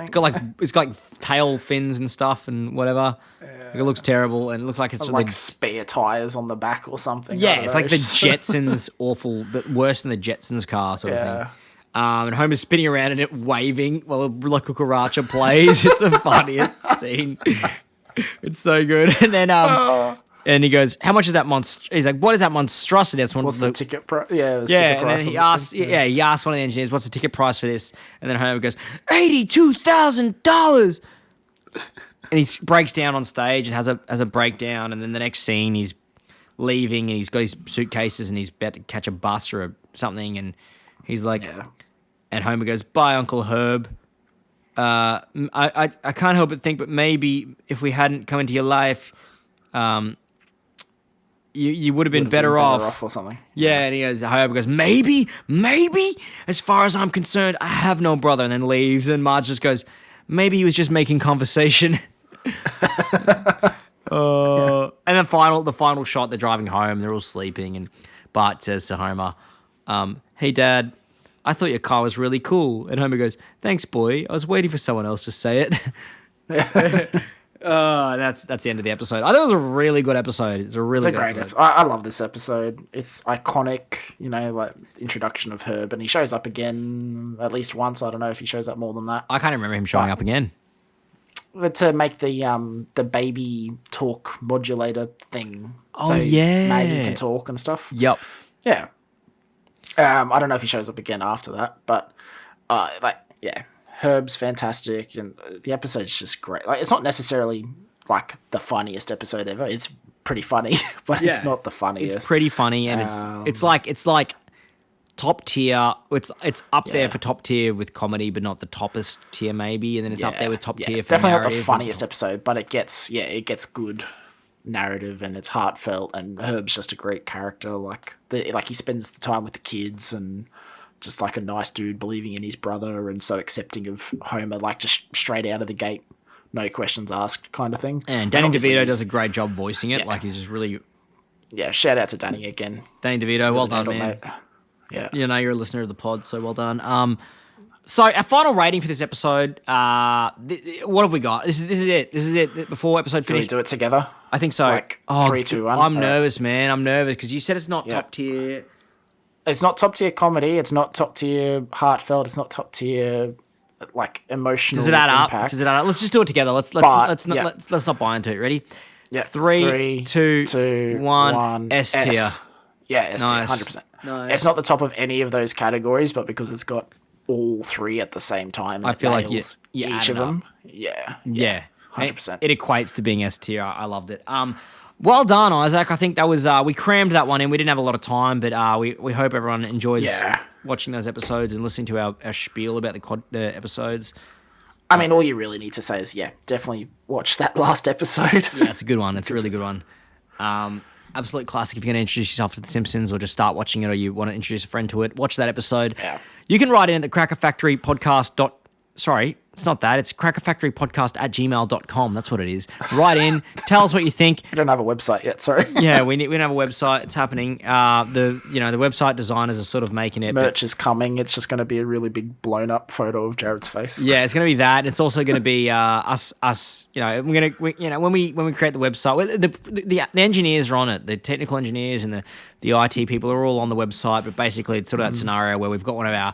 We've just found out we have a half brother, and he's in there designing the website. So we're going to see what comes out of that. When he's finished with that. Obviously, we've got Tony and Danny both involved as well. So yeah, we're just thinking how are we going to get their voices on the website, but we're going to work that out, and that's coming to fruition. It's all logistics, but you'll see it. Yeah, it's happening. So we've got episode 5 of the pod coming out where we'll finish off season 2. Finally, it feels like it's never ended season 2. I don't know why, but we're moving on to season 3 after this next episode, and it should be good. Otherwise, watch The Simpsons and tell your friends about the podcast. We're out. Yeah. Peace out. Peace. Thanks.